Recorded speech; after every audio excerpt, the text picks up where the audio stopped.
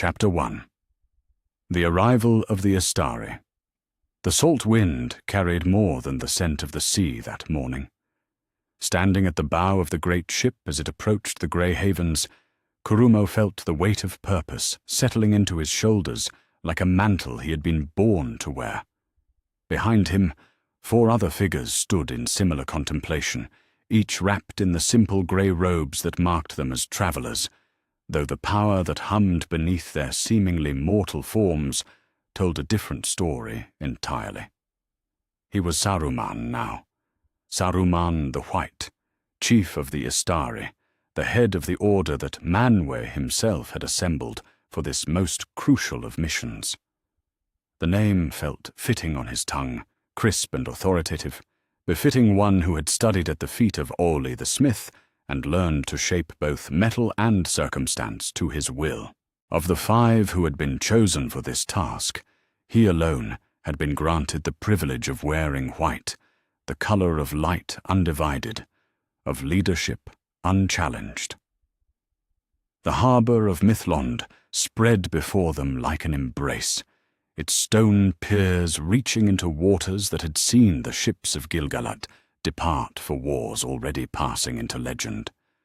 Elves moved along the docks with that peculiar grace of their kind, their immortal faces turning toward the arriving ship with expressions of carefully controlled curiosity. They had been expecting this arrival, Kurumo knew. The Valar did not send their servants into the world without proper preparation. As the ship settled against its moorings, Kurumo allowed himself a moment of satisfaction. 3,000 years of the Third Age stretched ahead, 3 millennia in which he would guide the free peoples against the shadow that even now was beginning to stir again in the east. It was a burden he had accepted willingly, even eagerly. Who better than he to shepherd the lesser races through the darkness to come? His knowledge was vast, his power considerable, his purpose clear. But as they disembarked, something unexpected happened that would plant the first seed of doubt in Kurumo's certainty. Círdan the shipwright stood waiting for them on the dock, his ancient face bearing the weight of ages uncounted. The Elf Lord's eyes moved across the 5 Astari with the careful assessment of one who had seen kingdoms rise and fall, who had witnessed the breaking of the world and the reshaping of the very stars. Those eyes lingered longest not on Kurumo himself, despite his white robes and obvious authority, but on the figure standing slightly apart from the others. Olorin looked, if anything, uncomfortable with the attention. Where Kurumo stood with the confident bearing of command, this one seemed almost apologetic for his presence, as if he had wandered into the wrong gathering entirely. His grey robes were travel-worn, his staff simple wood rather than the elegant constructions the others carried. When Círdan approached him directly, Olorin actually seemed to take a small step backward. "Mithrandir," Círdan said, and his voice carried the warmth of recognition, as if he were greeting an old friend rather than meeting one of the Astari for the first time. "The burden you bear will be heavier than you know, but you will not bear it without aid." From beneath his robes, the Elf Lord drew forth a ring that caught the morning light and held it like captured fire. Red gold gleamed against the deep crimson of the stone, and even at a distance, Kurumo could feel the power that dwelt within it. Narya, one of the 3, untouched by the shadow and bright with purpose. "This is Narya," Círdan continued, his voice pitched low enough that only those closest could hear, yet somehow it carried to where Kurumo stood frozen in growing disbelief. "The red ring, the ring of fire. With it comes the power to kindle hearts against despair, to inspire courage when all seems lost. I have kept it safe these long years, but its time has come. It belongs with one who will use it not for dominion, but for the preservation of all that is good in this world." The ring slid onto Olorin's finger, with a fit so perfect it seemed predestined, and the change was immediate. What had seemed mere humility revealed itself as something deeper, a wisdom so profound that it made itself small in the presence of others, not from weakness, but from understanding. Círdan's recognition had not been arbitrary. It had been insight. Kurumo felt something cold settle in his chest, something that had nothing to do with the sea breeze. He thought of his years of study, his mastery of lore both ancient and arcane, his careful preparation for this moment. He thought of the white robes he wore as a mark of his station, of the authority that had been granted to him over the others.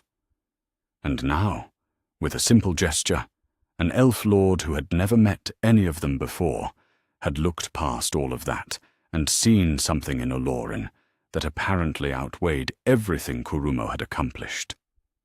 Why him? The words slipped out before Kurumo could stop them, pitched just loudly enough to carry across the small distance between them. Círdan turned toward him then, and those ancient eyes held no condemnation, only a sadness that seemed to carry the weight of prophecy. Power is not the same thing as wisdom, Kurumo the wise, nor is authority the same thing as righteousness. The ring chooses its bearer as much as the bearer chooses the ring, and Narya has made its choice clear. The elf lord's words were gentle, but they struck Kurumo like physical blows. He found himself studying Olorin with new eyes, seeing past the humble exterior to the steady strength that radiated from him, like warmth from a hearth. There was something there, something that Círdan had recognized immediately, and that Kurumo was only now beginning to perceive. Not just wisdom, but the kind of deep, unshakable goodness that could not be learned or earned or claimed. It simply was. Your mission remains unchanged, Círdan said, addressing all five of them now, but somehow managing to make it feel like a personal conversation with each. You have come to guide and counsel, not to rule. The free peoples must find their own way through the darkness ahead, but they need not walk alone. Each of you brings gifts that the others lack. Each of you has a part to play. But even as Círdan spoke of their collective purpose, Kurumo could feel the dynamic between them shifting. The others, Radagast with his love of growing things, Palando and Alatar with their mysterious eastern calling, they all seemed to accept the elf lord's words with the same equanimity they had shown throughout the journey. They understood their places in the order of things. Olorin, however, was different. Even wearing Narya, even blessed with Círdan's obvious favor, he still seemed reluctant to accept any special significance. I fear you may have chosen wrongly, he murmured to the elf lord, his voice carrying genuine distress. I am not what you think I am. Perhaps, Círdan interrupted gently. That very reluctance is exactly why the choice is right. And in that moment, Kurumo understood with crystal clarity that everything he had assumed about their mission, about their hierarchy, about his own role in what was to come, had just been called into question. He was still the chief of the Astari. The title remained his by right of appointment. But titles, he was beginning to realize, were just words. What mattered was what the people they would serve would see when they looked at each of them. When they looked at Kurumo, they would see authority, knowledge, power carefully controlled and directed toward worthy ends. When they looked at Olorin, they would see something else entirely, something that made Círdan, ancient and wise beyond measure, choose to entrust him with one of the mightiest artifacts in all of Middle-earth after knowing him for mere minutes. As they began the process of establishing their individual missions and territories, Kurumo found himself watching Olorin with a mixture of professional interest and growing unease. The grey-robed Istar seemed genuinely surprised by the attention his ring commanded, accepting the awed whispers of the harbour elves with visible discomfort. When Círdan began discussing the road ahead, outlining the broad strokes of their separate paths, Olorin listened with the intense concentration of someone who understood that every word might mean the difference between salvation and catastrophe for thousands of innocents. "The northwest will be your concern, Mithrandir," Círdan said, using the name that somehow already seemed more fitting than the formal Olorin. "The Shire and the lands around it, Eriador, the kingdoms of men in Gondor, and Rohan when their need is great. You will walk among them as a wanderer, trusted and beloved, a friend to all who stand against the darkness." Trusted and beloved. The words echoed in Kurumo's mind as he received his own assignment: leadership of the White Council when it should form, oversight of the defences of Gondor, the scholarly study of the enemy's return, and the development of strategies to counter it. Important work, necessary work, work that played to all his considerable strengths. But as he listened to the others receive their missions, he could not shake the feeling that something fundamental had shifted. The hierarchy he had expected, the clear chain of command with himself at its head, directing the others in their specialized roles, seemed to be dissolving into something more complex. They were colleagues now, not subordinates. Equals despite the different colors of their robes and the different natures of their gifts. Equals, except for the one among them who wore a ring of power, and who had somehow, in the space of an hour, earned the kind of recognition that Kurumo had spent centuries striving to achieve.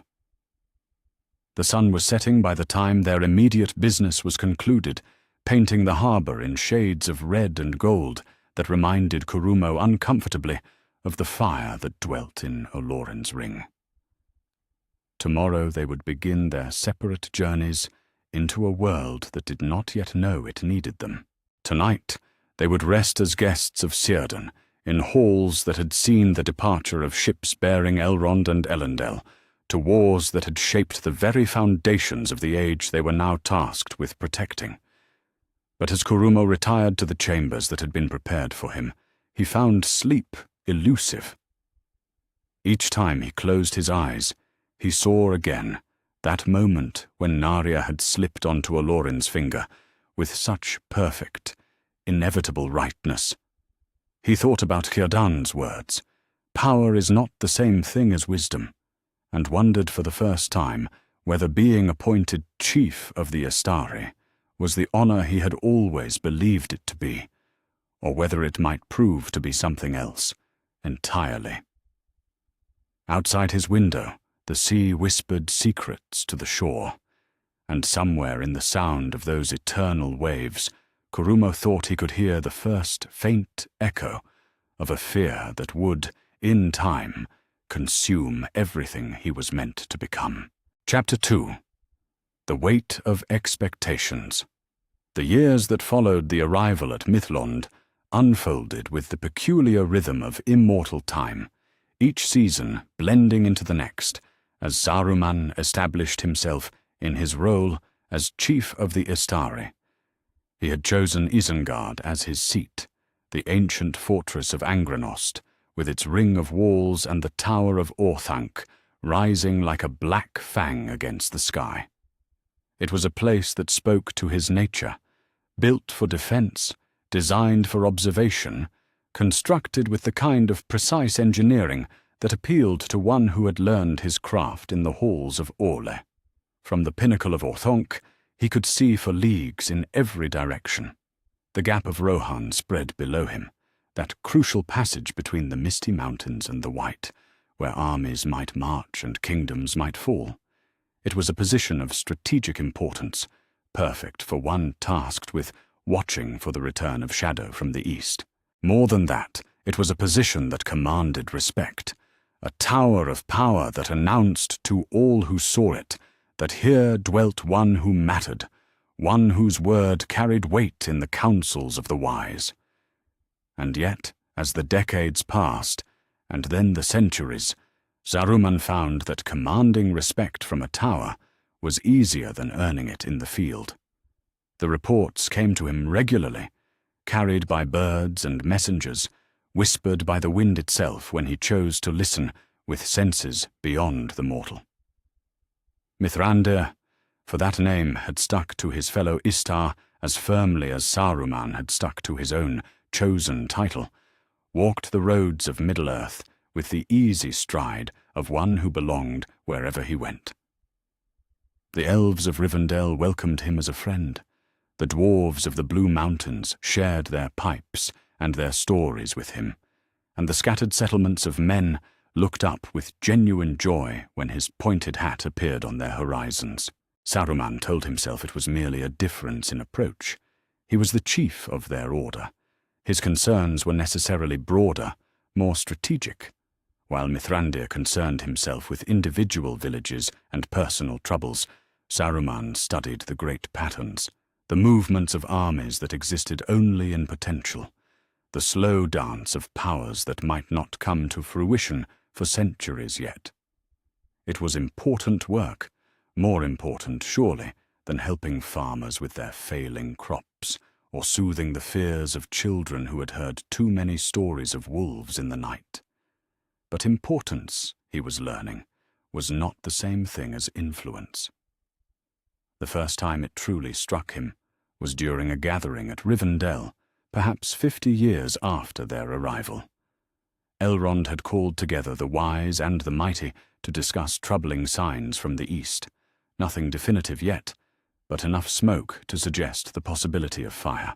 Saruman had come prepared with maps and calculations, strategic analyses that had taken him months to complete, projections of where the enemy might strike, and how the free peoples might best prepare their defenses. He had expected to lead the discussion, to lay out his findings, and guide the others toward the obvious conclusions his research had revealed. Instead, he found himself sitting in increasingly frustrated silence as the conversation flowed around Mithrandir like water around a stone. "The darkness grows in Dol Guldur," Elrond said, his ancient face grave with concern. "My scouts report strange movements in the forest, and the woodsmen speak of shadows that walk between the trees where no shadows should be." "I have felt it too," Mithrandir said quietly, and somehow his soft words carried more weight than Saruman's carefully prepared charts. "There is a presence there, something that was not there before, old and hungry and very much aware of our watching." "What does your lore tell us of this place?" asked Galdor, one of Elrond's counselors, and Saruman opened his mouth to recite the historical analyses he had compiled. But the question had been directed not at him, but at Mithrandir, who sat forward in his chair with the look of one wrestling with difficult truths. "Lore is one thing," the grey wizard said slowly. "What the darkness whispers to itself when it thinks none are listening, that is another.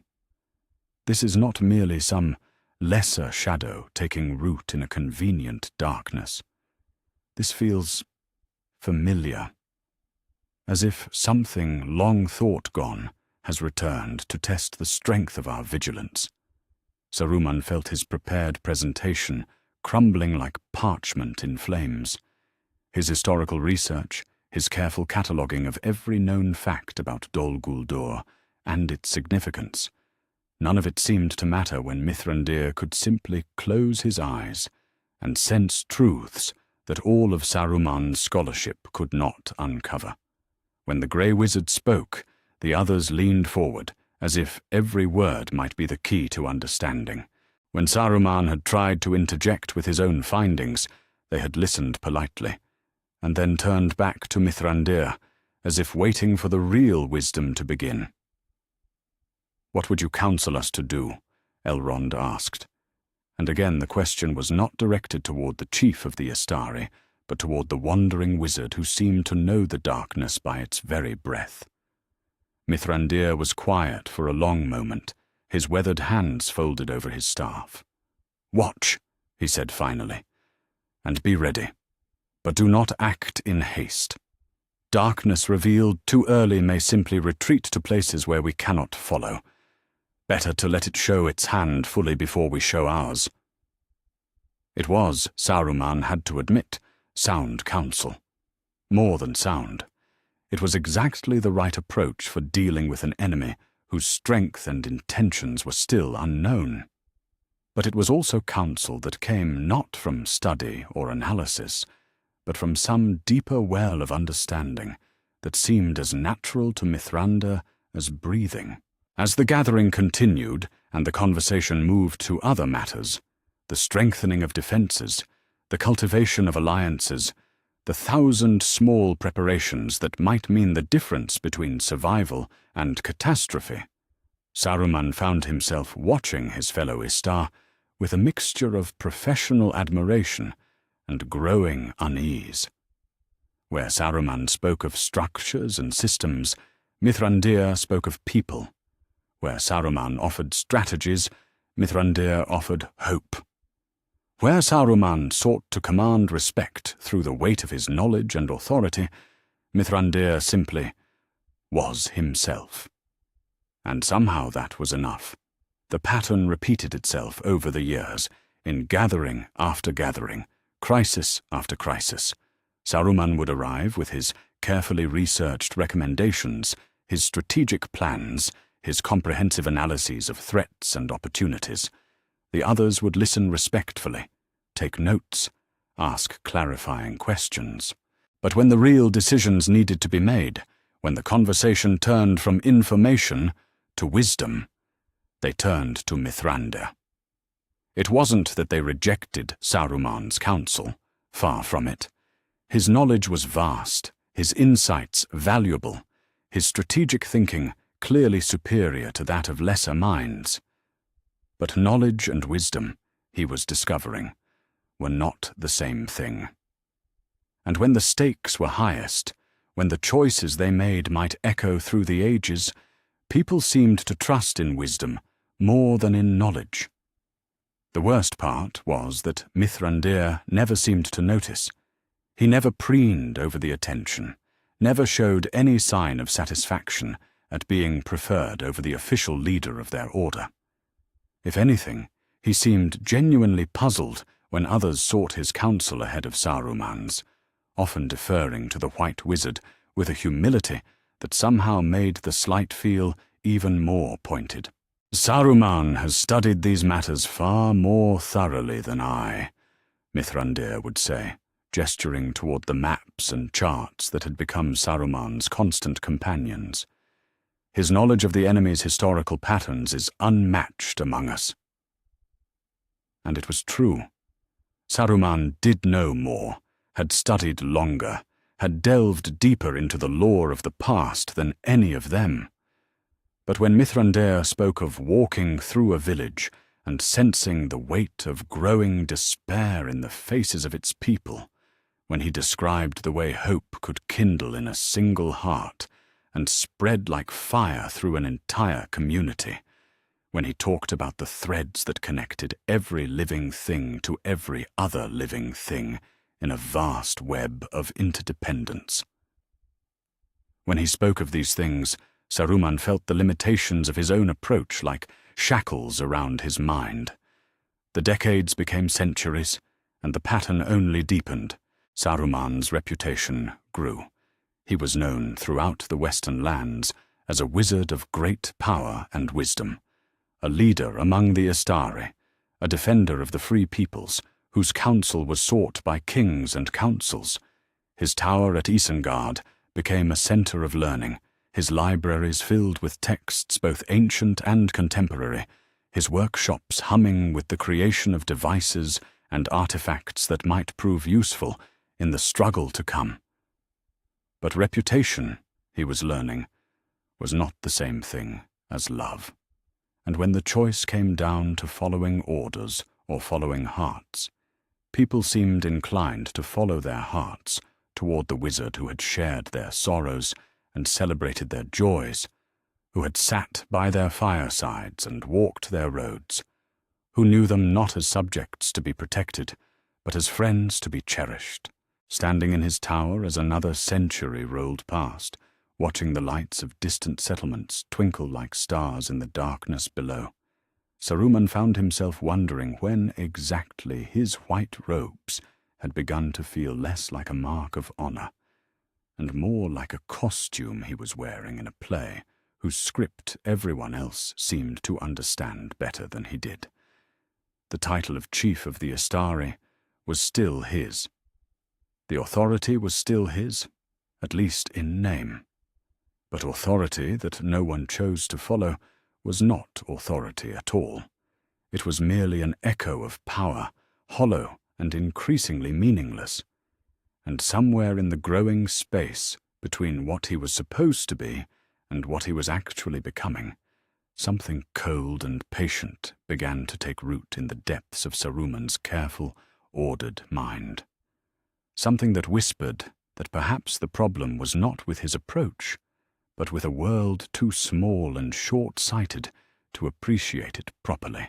Something that suggested that if wisdom would not accept the guidance of knowledge, perhaps knowledge would have to find other ways to assert its rightful place in the order of things. The whispers were quiet at first, easily dismissed as the natural frustration of one whose gifts were underappreciated. But they were persistent, and they grew stronger with each gathering where Mithrandir's gentle counsel carried more weight than Saruman's carefully reasoned arguments. They grew stronger each time he saw the light of trust kindle in someone's eyes when they looked at the grey wizard, a light that seemed always to dim slightly when it turned toward him. By the time Saruman began to truly listen to those whispers, they had been echoing in the halls of his mind for so long that they sounded almost like his own voice. Chapter 3. The Scholar's Obsession. The archives deep within Orthanc had grown beyond their original purpose over the long years of Saruman's residence. What had begun as a simple collection of maps and strategic documents had evolved into something approaching the great libraries of Valinor, scrolls and codices gathered from every corner of Middle-earth, some copied by his own hand from texts glimpsed in Rivendell or Minas Tirith, others purchased at great expense from the scattered scholars of men, and still others acquired through means that he preferred not to examine too closely. It was in these deepest chambers, where the light of day never penetrated, and only the soft glow of enchanted crystals illuminated his work, that Saruman found himself spending increasing amounts of his time. The world above seemed to grow more chaotic with each passing year. Petty conflicts between kingdoms, the endless squabbling of the various free peoples, the gradual but perceptible darkening of the lands around Dol Guldur. All of it felt like symptoms of a deeper disease, problems that could never be truly solved by the piecemeal approach that Mithrandir seemed to favor. But here, surrounded by the accumulated wisdom of ages, Saruman felt he could glimpse the true patterns underlying the chaos, and increasingly, those patterns all seemed to point toward the same fundamental truth. Power was the only currency that mattered in the ultimate economy of Middle-earth's survival. The revelation had come gradually, through months of careful study and cross-reference. He had been researching the nature of the rings of power, seeking to understand how such artifacts might be turned against the growing darkness in the East. The obvious sources, the published histories, the common lore shared among the wise, had yielded little beyond what any reasonably educated person might know. But the deeper texts, the fragments and marginalia, the half-burned pages salvaged from ruins, and the cryptic notes found in forgotten corners of ancient libraries. These told a different story entirely. The rings were not merely tools, he had come to understand. They were expressions of will made manifest, channels through which the deepest intentions of their makers could reshape the very fabric of reality. The Seven and the Nine, corrupted by Sauron's touch, had become instruments of domination and decay. But the three, Vilya, Narya, and Nenya, these remained pure, their power unmarked by shadow, capable of achievements that bordered on the miraculous. Saruman found himself returning again and again to the passages that described their creation, studying the careful balance of elements and intentions that had gone into their forging. Here was power without corruption, strength without tyranny, the ability to preserve and protect without the need to destroy. It was everything that the free peoples needed in their struggle against the darkness, and two of the three remained hidden, their locations unknown, their potential untapped. Well, two of them were hidden.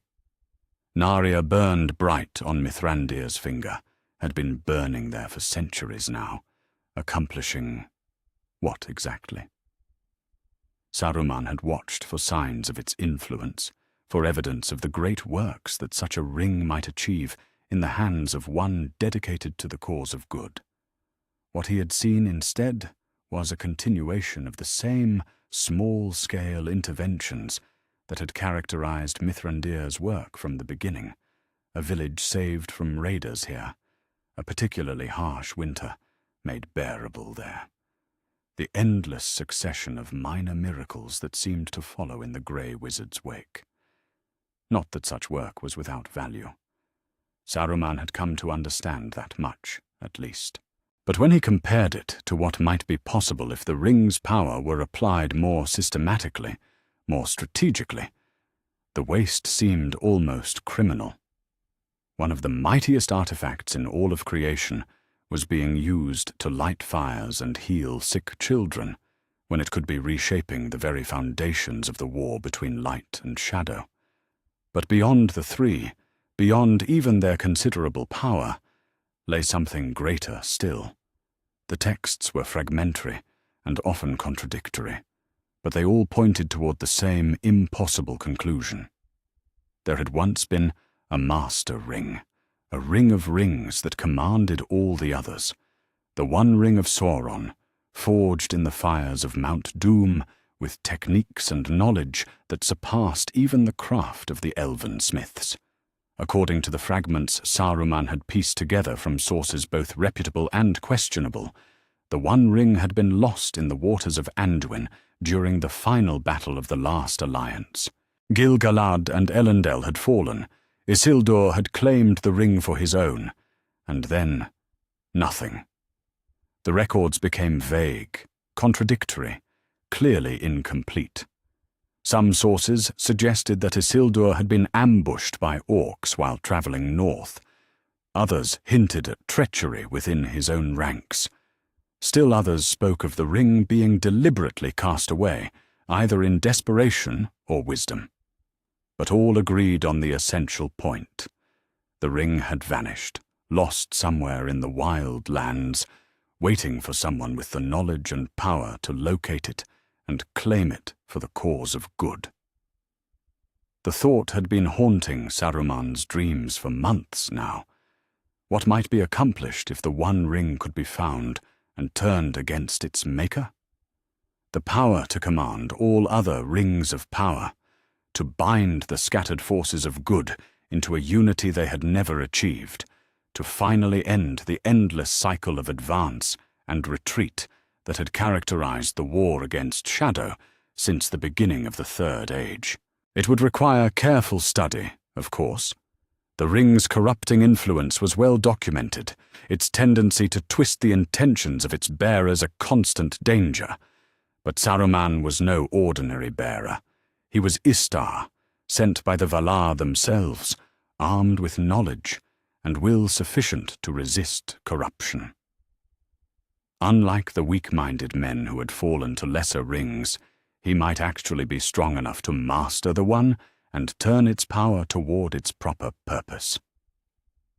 The research required for such an undertaking was vast, complex, dangerous, He had begun conducting experiments in the deeper levels of Orthanc, exploring the principles that governed the creation and control of thinking beings.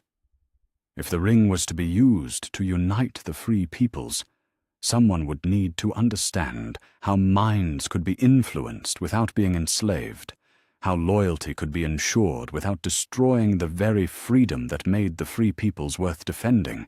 His early attempts had been crude, limited to working with captured orcs and the occasional wolf that had strayed too close to his territory.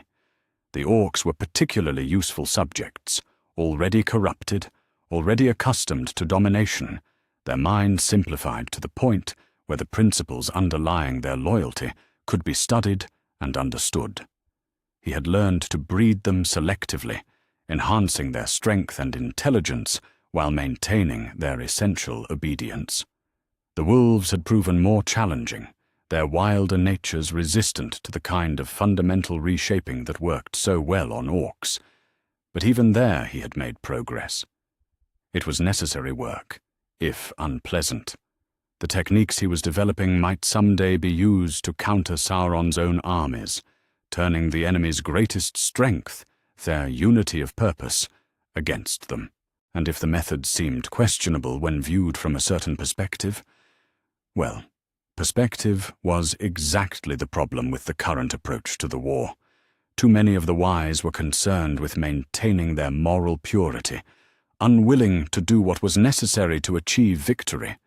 They preferred to fight with one hand tied behind their backs, rather than risk the possibility that they might become something other than what they had always been. Mithrandir was perhaps the worst example of this kind of thinking. Reports of his activities continued to reach Saruman through his various sources, and they painted a picture of someone who seemed almost willfully naive about the true nature of the conflict they faced.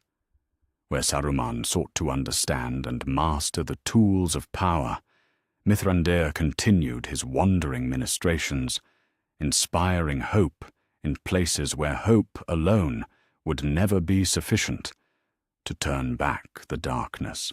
Just that spring, according to a letter from Elrond, Mithrandir had spent 3 months in a remote village in eastern Eriador, helping them rebuild after a particularly severe winter had destroyed most of their stored food. He had organized relief efforts, taught them improved methods of preservation, even helped them establish better trade relationships with neighboring settlements. Important work, in its way, but work that any competent administrator could have accomplished with a fraction of the time and effort. Meanwhile, the same letter mentioned troubling signs from Dol Guldur, strange lights in the sky, reports of orcs moving in formations that suggested a level of coordination beyond their normal capabilities, whispers of some great work being undertaken in the deepest parts of that accursed forest, signs that pointed toward exactly the kind of strategic threat that Saruman's research was designed to counter. But while he delved into the deep knowledge needed to match power with power, Mithrandir concerned himself with making sure that a few hundred farmers had enough to eat through the winter. The philosophical gap between them had grown so wide that Saruman sometimes wondered if they were even fighting the same war. Mithrandir seemed to believe that the conflict could be won through an accumulation of small kindnesses, that enough individual acts of courage and compassion would somehow add up to a victory over forces that commanded armies and wielded rings of power. It was a beautiful sentiment, one that Saruman had once shared. But beauty would not turn back the darkness when it finally emerged from its hiding places in sufficient strength. Standing in his laboratory late one night, watching as his latest subjects responded to the careful application of mental pressure, Saruman found himself thinking about the fundamental nature of good and evil. Was goodness merely the absence of corruption, a negative quality defined by what it refused to do? Or was it something more active, more willing to make the hard choices that lesser minds might shrink from? The orcs before him moved with a precision that their wild kin could never achieve, their enhanced intelligence allowing them to follow complex instructions, while their bred-in loyalty ensured they would never turn that intelligence against their master. It was, he reflected, not so different from what Mithrandir accomplished when he inspired hope in a struggling village, the reshaping of minds and wills in service of a greater good. The only difference was one of scale and efficiency. But efficiency, Saruman was beginning to understand, might be the quality that determined the ultimate outcome of their long struggle. While Mithrandir lit candles one at a time against the darkness, Saruman was preparing to kindle a flame that could illuminate the entire world. The methods might be distasteful to those who lacked the vision to see their true purpose, but the results would speak for themselves. And someday, when the One Ring was found and mastered, when the scattered forces of good were united under wise leadership, when the last shadows of Mordor had been swept from the world forever, someday Mithrandir would understand that all of this had been necessary. That power, properly wielded, was not the enemy of goodness, but its most essential tool. In the meantime, there was work to be done, texts to be studied, experiments to be refined, knowledge to be gathered from whatever sources might yield it.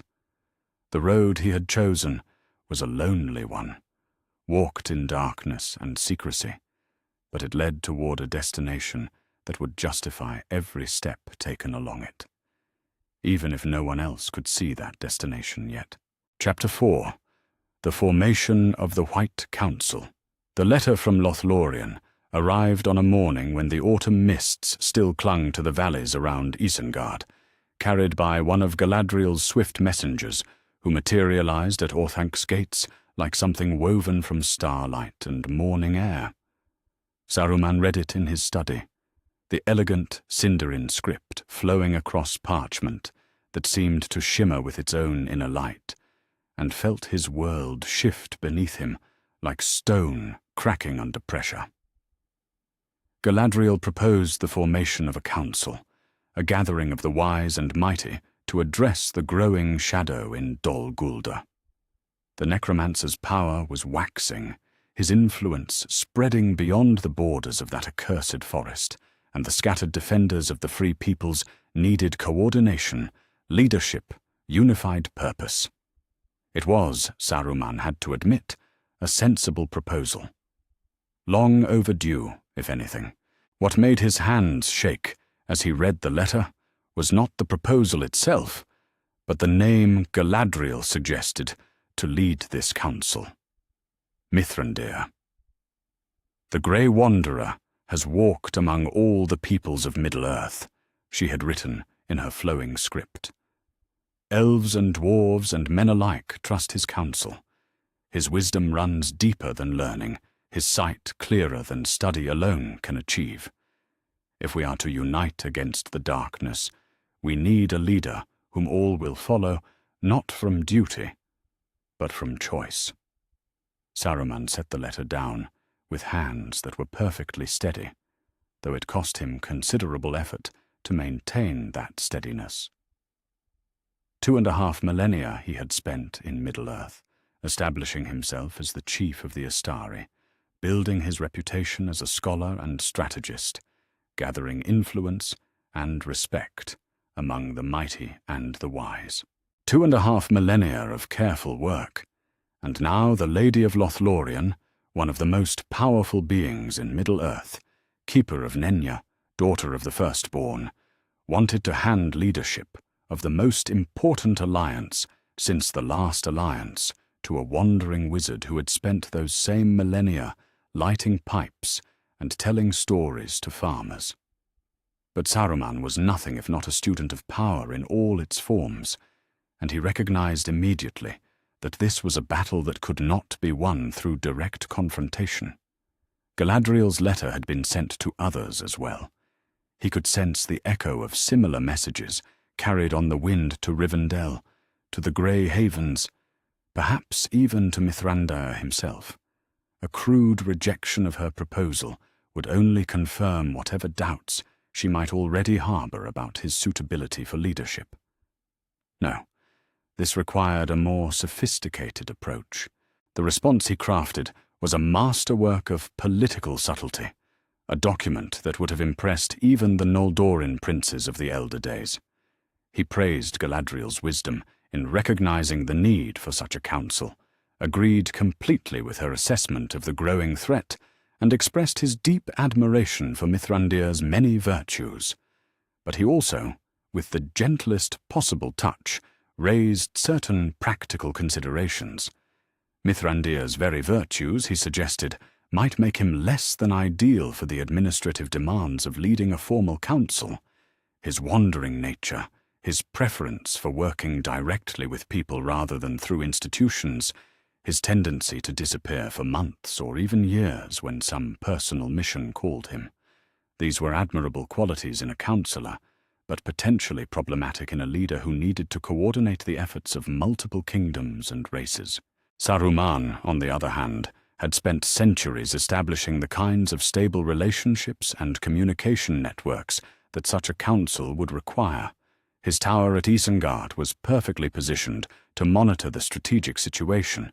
His archives contained detailed intelligence on enemy movements and capabilities.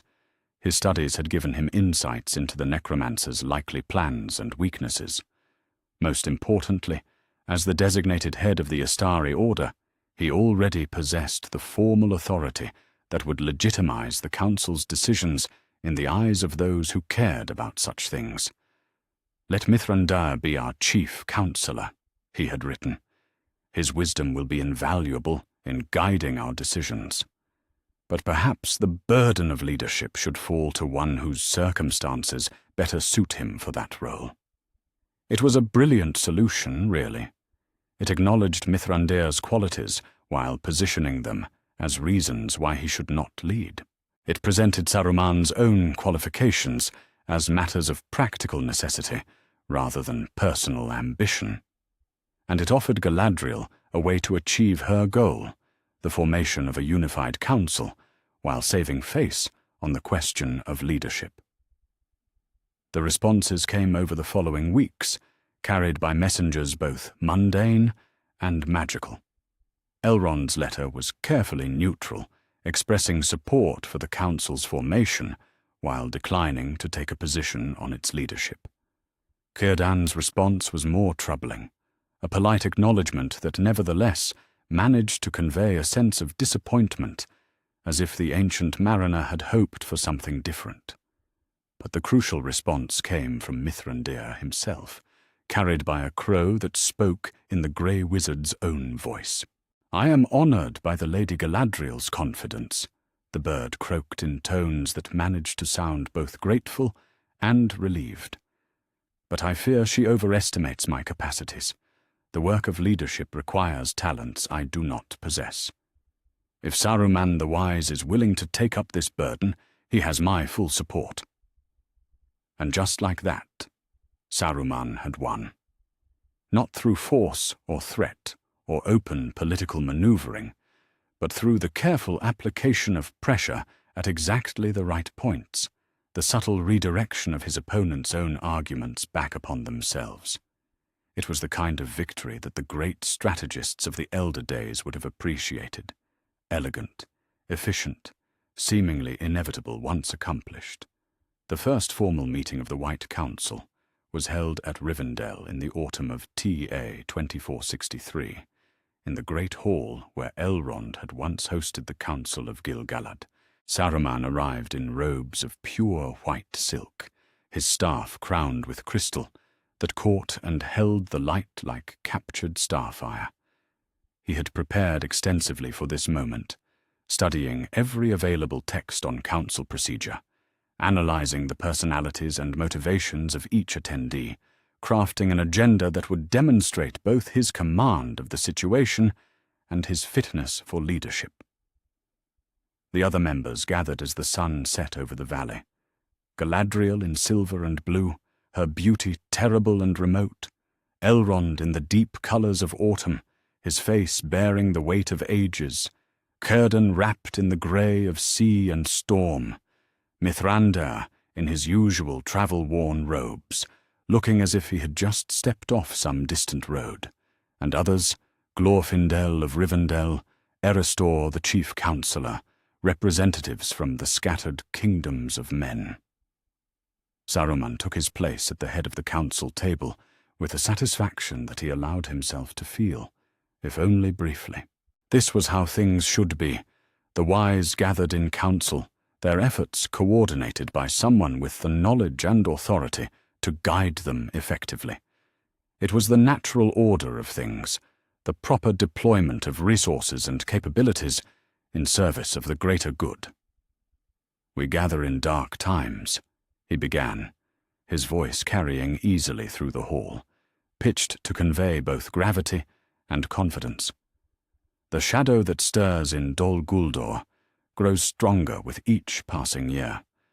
Our enemies coordinate their efforts while we remain scattered, reactive, always one step behind the forces arrayed against us. It is time for that to change." The presentation that followed was perhaps the finest work of Saruman's long career.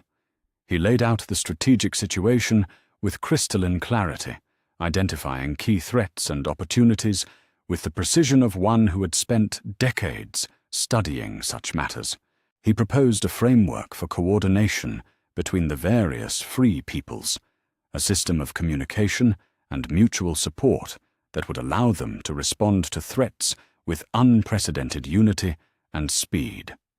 He outlined plans for strengthening key defensive positions, for gathering intelligence on enemy capabilities, for research into the weapons and tactics that might prove decisive in the conflicts to come.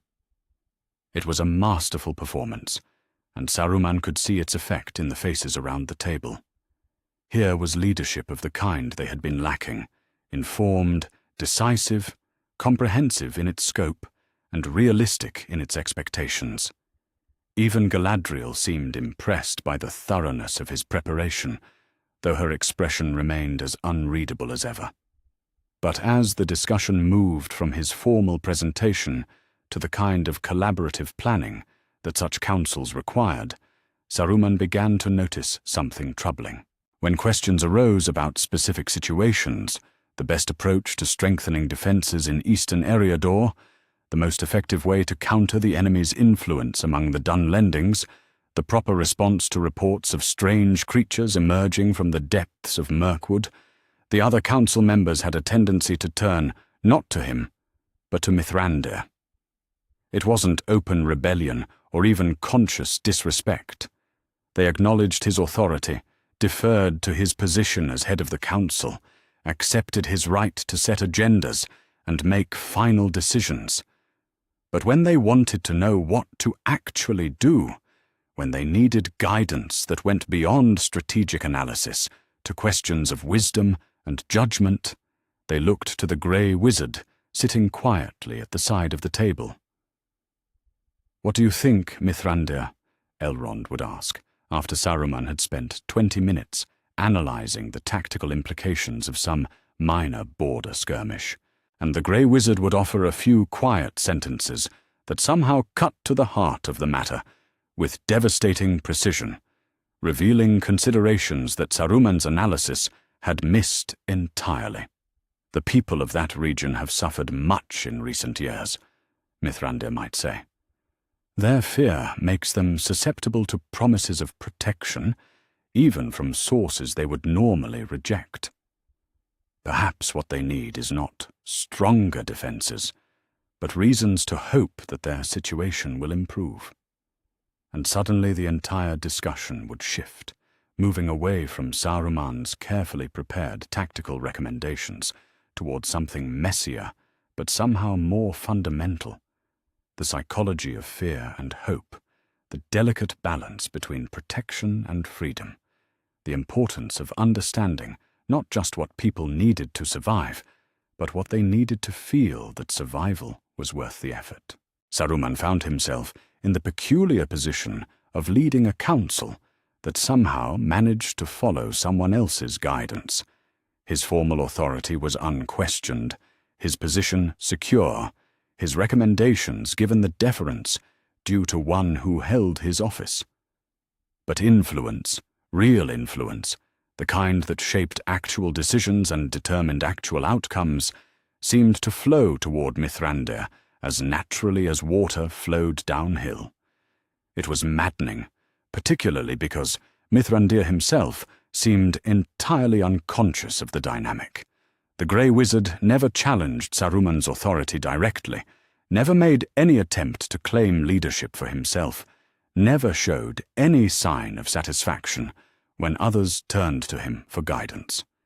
If anything, he seemed genuinely puzzled by the attention, often trying to redirect questions back to Saruman, or suggesting that others were better qualified to address whatever issue was under discussion, which somehow made it worse. If Mithrandir had been ambitious, if he had been working to undermine Saruman's position, that would have been something that could be understood and countered. But this unconscious assumption that wisdom was more important than authority, this natural tendency to seek guidance from someone who offered understanding rather than expertise, this was something that no amount of political maneuvering could address. As the council session continued into the night, moving from agenda item to agenda item, with the steady efficiency that Saruman prided himself on facilitating, he began to realize that he had won a battle only to discover that the war was being fought on entirely different terms than he had understood. He was the head of the White Council now, formally and legitimately. He would set their agenda, coordinate their efforts, speak for them in dealings with outside powers. But when the truly important decisions needed to be made, when the council faced choices that would determine the fate of kingdoms and the course of the war against Shadow, they would turn to the quiet wizard who sat at the side of the table and somehow managed to see truths that all of Saruman's learning could not reveal. The thought came to him, somewhere in the small hours of the morning as the council finally began to wind down, that perhaps leadership was not the prize he had thought it was. Perhaps it was something else entirely, a burden that came with its own peculiar form of isolation, a position that granted authority over everything except the things that truly mattered. And perhaps, if he was not careful, if he did not find a way to address the growing gap between his official position and his actual influence, that burden might eventually become something far more dangerous than mere isolation. Something that felt increasingly like a trap. Chapter 5. The Necromancer's Shadow. The first attempts at scrying Dol Guldur had seemed almost insultingly easy. Saruman sat in his chamber atop Orthanc, the great Palantir of Isengard, glowing with inner fire before him, and felt the familiar thrill of power flowing through properly constructed channels. The Seeing Stone responded to his will like a perfectly tuned instrument, its ancient crystal singing with harmonics that reached across the vast distances of Middle-earth to touch whatever point his focused attention chose to examine.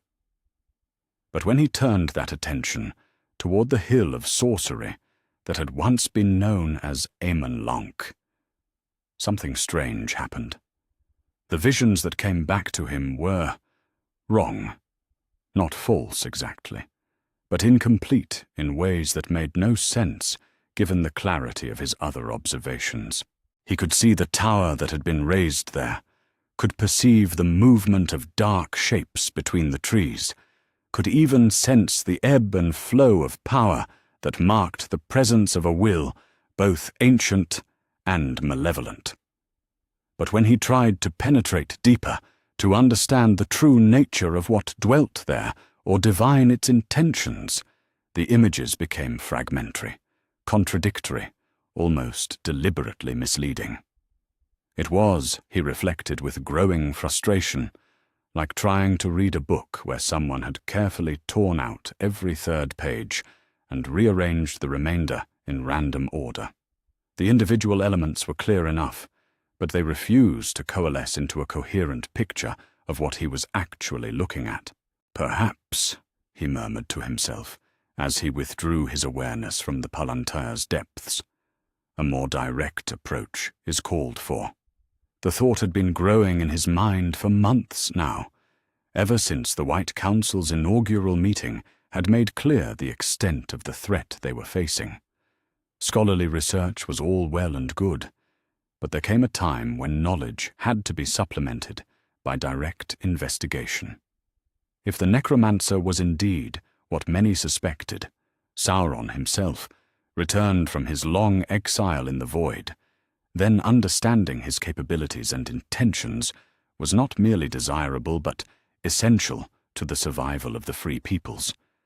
And if Saruman could be the one to provide that understanding, if his investigation could yield insights that had eluded the others, well, perhaps that would go some way toward demonstrating the value of his approach to those who seemed so ready to defer to Mithrandir's intuitive wisdom.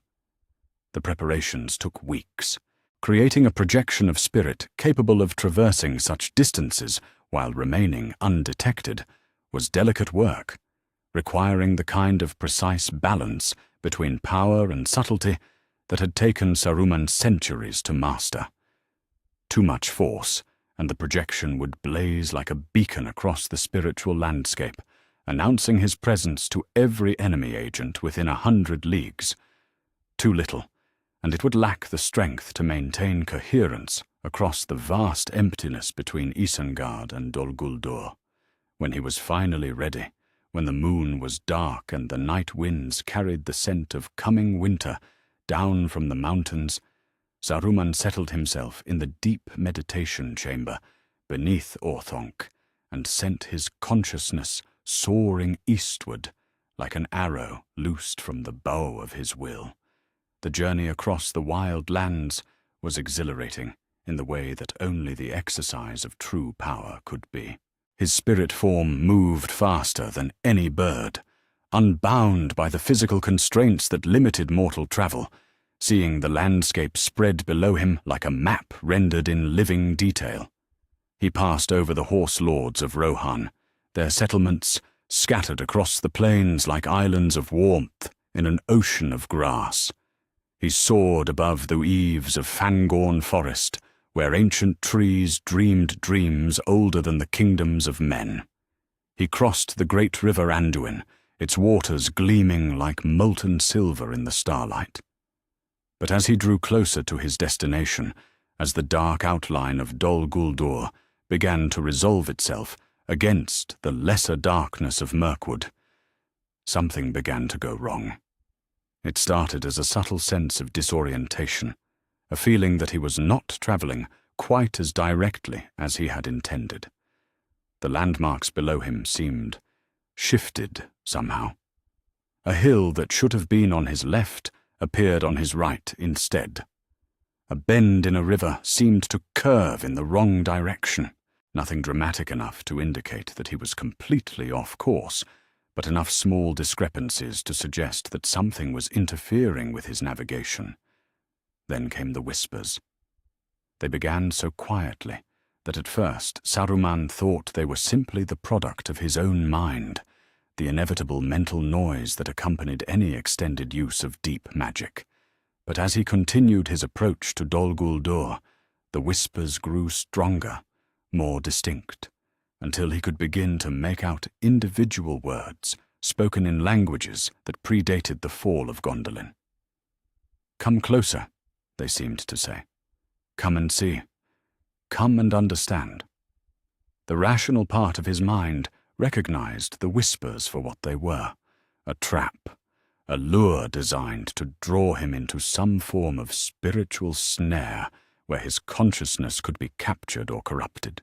But there was another part of him, a part that hungered for the knowledge that had driven him to attempt this reconnaissance in the first place, that found the whispers almost impossible to resist. "You seek to understand," they continued, their tone shifting from invitation to something that might have been sympathy. "You seek to know what dwells here, What plans take shape in the shadow of our fastness. We appreciate such scholarly dedication. We remember what it is to pursue knowledge for its own sake, regardless of the cost. And there, beneath the honeyed words and false sympathy, Saruman caught a glimpse of something that sent ice through his spiritual form. Not just power, he had expected that. Not just malice, that too was predictable.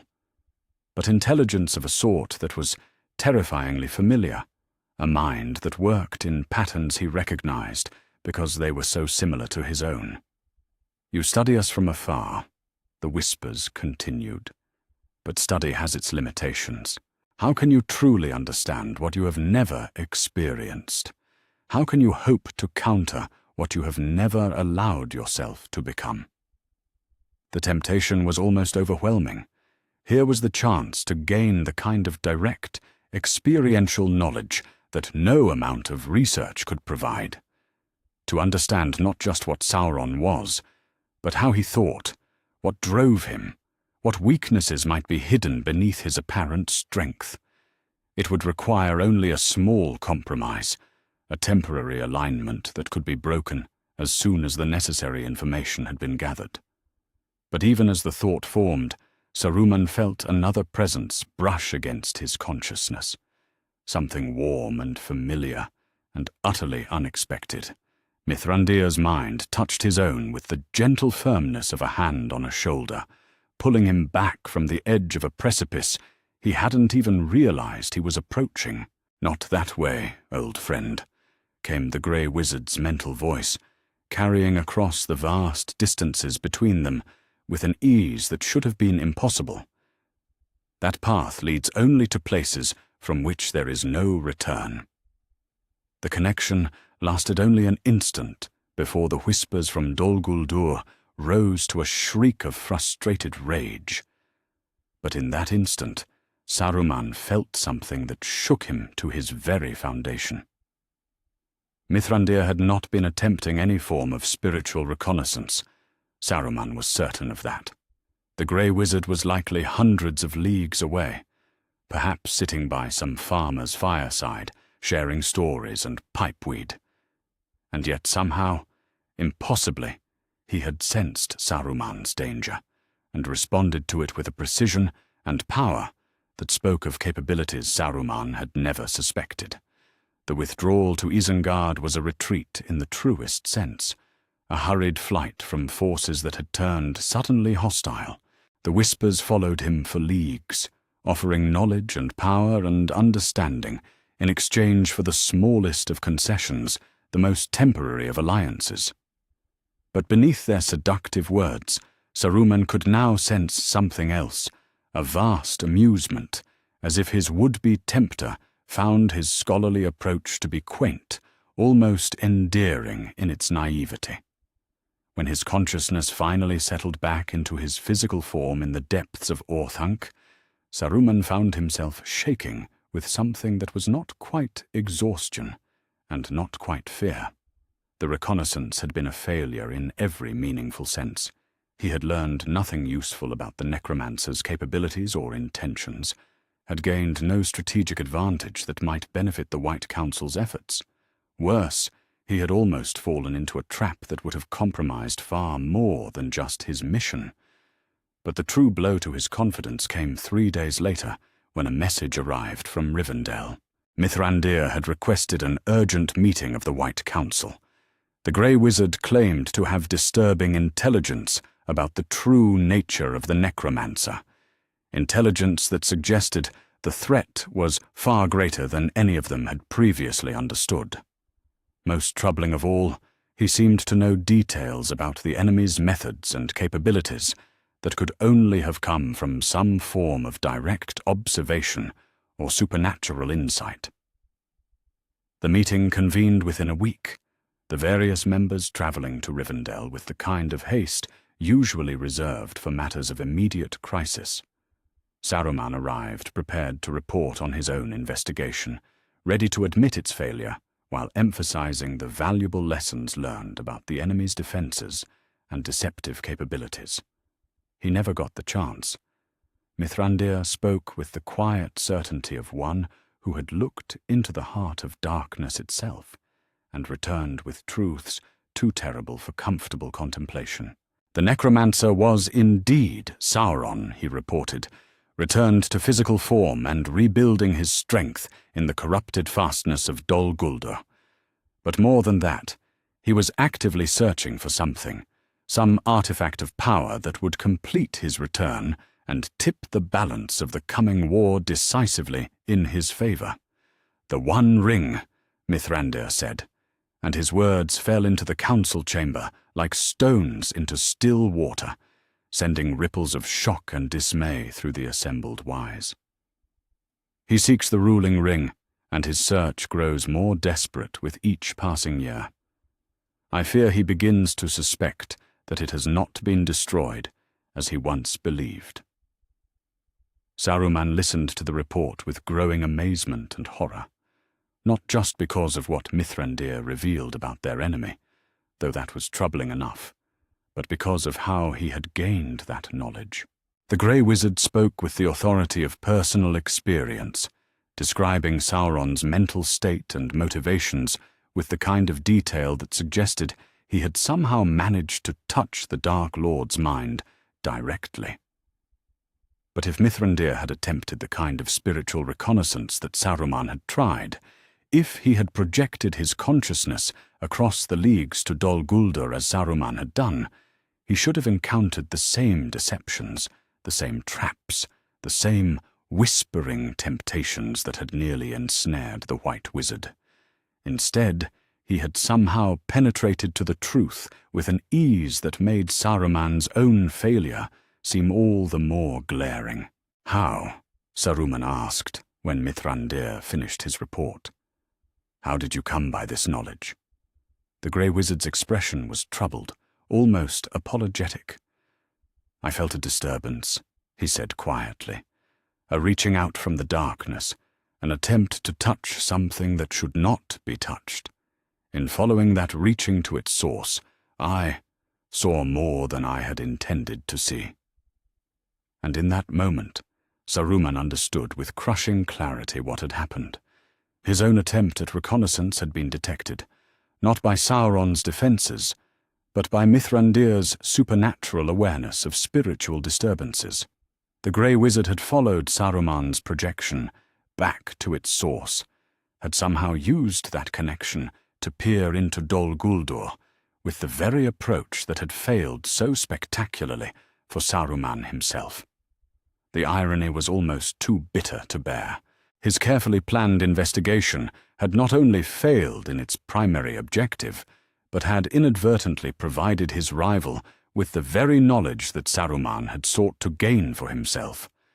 Worse, it had demonstrated once again the fundamental inadequacy of his scholarly approach when compared to Mithrandir's intuitive wisdom. As the council meeting continued, as plans were made and strategies discussed, Saruman found himself wondering for the first time whether his long years of study and preparation had actually made him less capable of understanding their enemy, not more. All his knowledge of power and its applications, all his careful analysis of historical patterns and strategic possibilities, none of it had prepared him for an opponent who could turn his own methods against him with such devastating effectiveness. But if Saruman's scholarly approach was insufficient to the task at hand, if his mastery of conventional power was no match for forces that operated by different rules entirely, then perhaps it was time to consider unconventional approaches. Perhaps it was time to stop thinking like a scholar trying to understand his subject and start thinking like a competitor trying to win a contest where the stakes were nothing less than the fate of Middle-earth itself. The thought should have disturbed him more than it did. Chapter 6. The One Ring's Call. The dreams began on the winter solstice, arriving with the kind of vividness that made the boundary between sleep and waking seem arbitrary, meaningless. Saruman would find himself standing in some vast hall that resembled no architecture he had ever studied, its walls rising into darkness that seemed to pulse with its own malevolent life.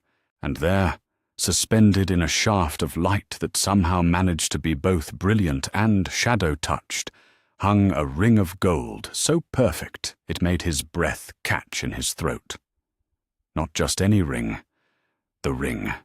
The one ring of Sauron, the master that commanded all others, the artifact whose very existence rewrote the fundamental rules by which power operated in Middle-earth. In the dream, he could feel its presence, like heat from a forge, could sense the vast potential that lay coiled within its deceptively simple band.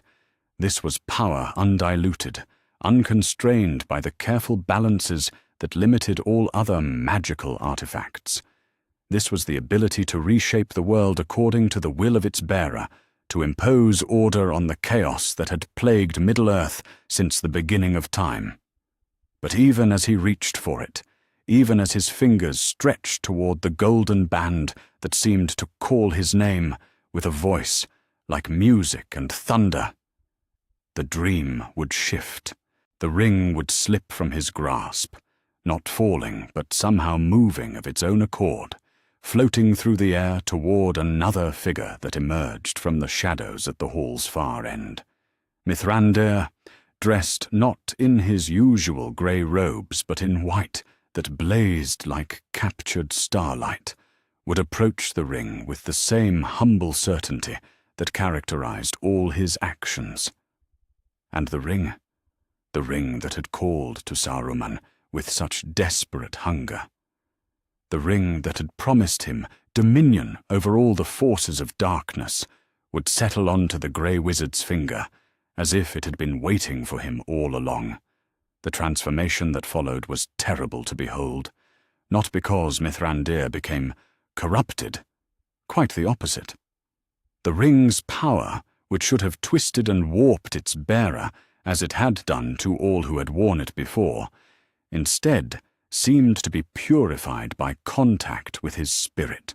The golden band blazed with a light that was warm rather than harsh, illuminating rather than blinding, and when the now white wizard looked at Saruman with eyes that held depths of compassion no power could manufacture, Saruman understood with nightmare clarity that this was not a vision of what might happen if Mithrandir found the ring. This was a vision of what should happen. This was the proper order of things, the natural conclusion that any honest assessment of their respective characters would predict. The ring would choose its bearer not based on power or knowledge or ambition, but on worthiness, and Saruman, for all his careful preparations and strategic planning, was no longer worthy of such trust. He would wake from these dreams with sweat-damp robes clinging to his skin and the taste of ashes in his mouth. But it was not the visions themselves that disturbed him most. It was how much he wanted them to be wrong, and how clearly he could see that they were not. The research that followed was perhaps the most intensive of Saruman's long career, driven by a desperation that he tried to disguise as scholarly thoroughness. He delved into every text, every fragment, every half-remembered legend that might contain information about the One Ring's location or the principles that governed its behavior. He consulted sources both light and dark, trading information and favors with beings whose very existence violated the natural order, all in pursuit of answers to questions that kept him awake through the long winter nights. What he learned was both fascinating and terrifying in its implications. The One Ring was not, as he had always assumed, simply a tool that amplified its bearer's existing power. It was something far more complex, a repository of will and intention that actively participated in choosing how its own power would be expressed. Previous bearers had shaped it, yes, but it had shaped them in return, creating a feedback loop that could either elevate the worthy or corrupt the unworthy with equally devastating efficiency. Isildur's fall had not been a simple matter of weakness overcoming strength. According to the most reliable sources Saruman could locate, the ring had tested the young king and found him wanting, not in power or courage, but in the kind of fundamental goodness that could resist the temptation to use power for personal rather than universal benefit. The corruption that followed had been both punishment and protection, ensuring that someone unworthy of the ring's true potential could not access it. But if the ring truly chose its bearer based on moral worthiness rather than raw capability, then Saruman's entire approach to the problem was fundamentally flawed. All his careful preparation, all his strategic planning, all his accumulation of knowledge and power, none of it would matter if the ring looked into his heart and found it lacking in the essential purity that true leadership required. The worst part was that Saruman could no longer honestly claim that such a judgment would be incorrect. The methods he had been exploring, the compromises he had been making in his pursuit of victory over the darkness, the slow erosion of the idealistic principles that had once guided his every action, all of it had left marks on his spirit that no amount of rationalization could erase. He was still fighting for the right cause, still working toward the protection of the free peoples, but he was no longer the same wizard who had arrived at the Grey Havens with such pure intentions centuries before. Mithrandir, on the other hand, remained essentially unchanged from that first day. If anything, his centuries of wandering among the peoples of Middle-earth had only deepened his fundamental goodness, his instinctive compassion, his willingness to sacrifice his own comfort and safety for the benefit of others. Where Saruman had grown more isolated, more calculating, more willing to accept necessary evils in service of the greater good, Mithrandir had somehow managed to remain connected to the simple human decency that made the free peoples worth defending in the first place. It was enough to make Saruman want to scream with frustration. How was it fair that the ring's power should be denied to the one who had worked hardest to understand it, who had made the greatest sacrifices in studying its nature and potential applications? How could cosmic justice demand that such a tool be given to someone who would probably try to use it to help farmers improve their crop yields, when it could be reshaping the fundamental structure of the war against shadow? But even as these thoughts churned through his mind, even as he raged against the unfairness of a universe that seemed determined to reward naivety over sophistication, Saruman found himself beginning to plan. If he could not be worthy of the ring himself, and he was no longer certain that he could change enough to regain that worthiness, then perhaps he could at least ensure that it remained lost rather than falling into hands that were too pure to use it properly. The logic was compelling once he allowed himself to follow it to its natural conclusion. Mithrandir's very goodness made him dangerous as a potential ring-bearer, because he would undoubtedly try to use its power to help everyone, rather than focusing it where it would do the most strategic good. He would probably spend decades establishing schools and hospitals and agricultural programs, when he should be building armies and fortresses and weapons capable of ending the war once and for all.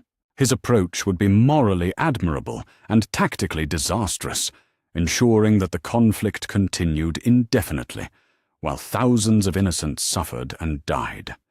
Far better, surely, to make certain that the ring remained lost until someone appeared who possessed both the moral purity to resist its corrupting influence and the strategic wisdom to use its power efficiently. Such a person might not exist yet, but time was on the side of the free peoples as long as the ring remained hidden. Each year of delay weakened Sauron's position while strengthening their own defenses and alliances. The first steps toward implementing such a plan were surprisingly straightforward. Saruman simply began redirecting some of the White Council's intelligence-gathering efforts, subtly shifting their focus away from the most promising leads regarding the ring's location.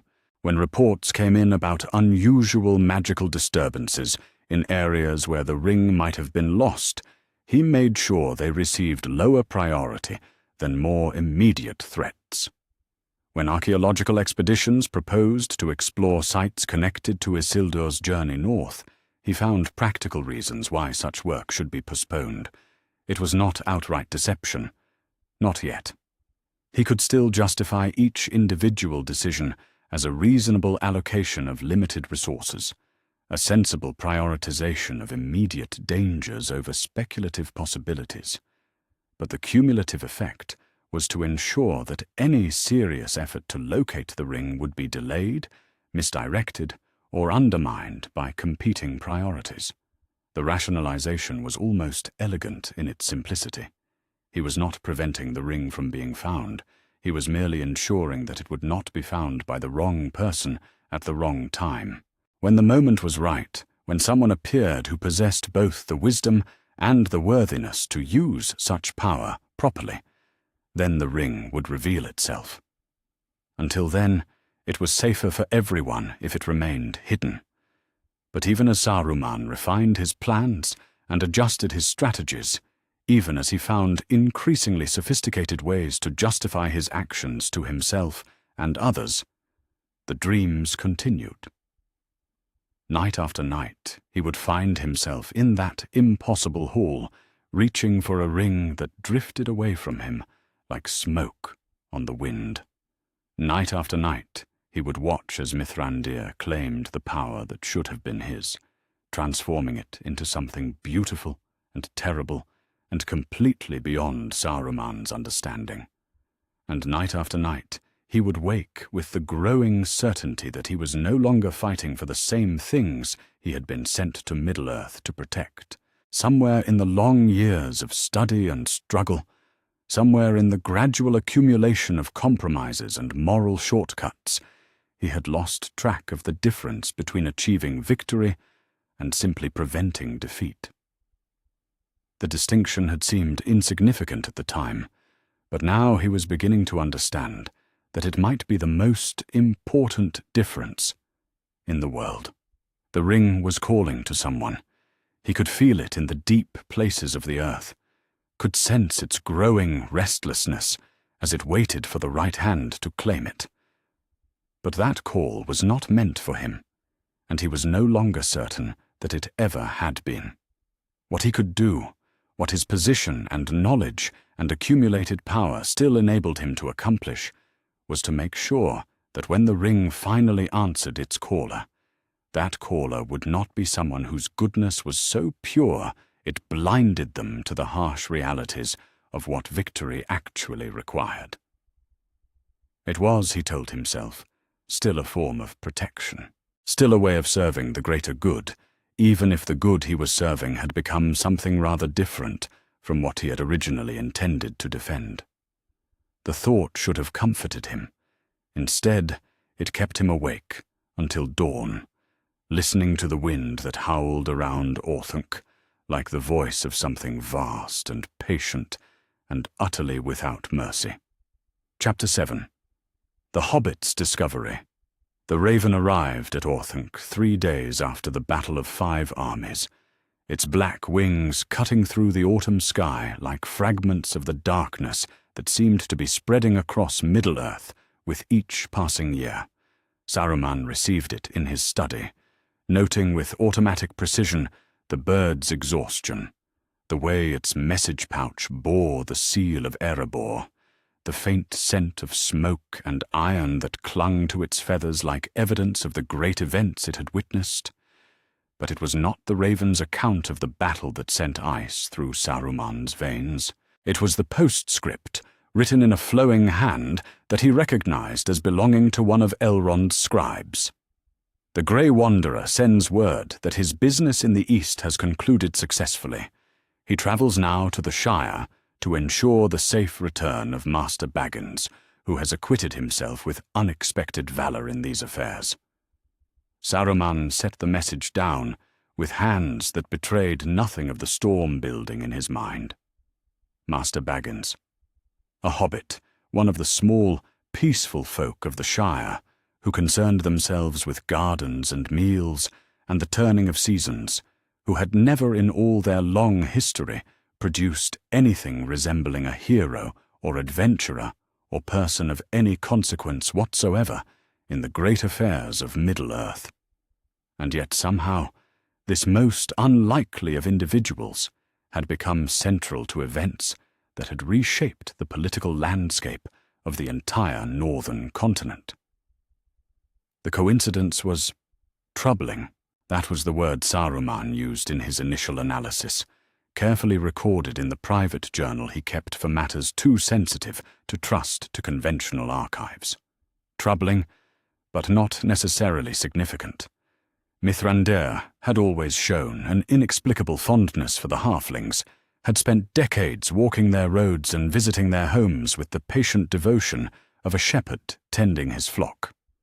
It was not entirely unreasonable that he might recruit one of them for some minor errand connected to the larger business of challenging the dragon's hold on the lonely mountain. But as more detailed reports began to arrive over the following weeks, as the full scope of the hobbit's role in recent events became clear, troubling proved to be a pathetically inadequate description of what Saruman was learning. Bilbo Baggins, a creature so unremarkable that his own neighbors considered him peculiar, mainly for his tendency to have adventures in his imagination rather than his parlor, had somehow managed to accomplish things that seasoned warriors and cunning diplomats had failed to achieve in centuries of trying. He had solved the riddles of Gollum, escaped the dungeons of the Elven King, walked unseen through the halls of Erebor, negotiated with dragons, and survived a battle that had claimed the lives of kings and champions. More importantly, he had done all of this while carrying what appeared to be a ring of power, a magic ring that granted invisibility to its wearer, that had somehow found its way into his possession during his encounter with the wretched creature who haunted the tunnels beneath the Misty Mountains.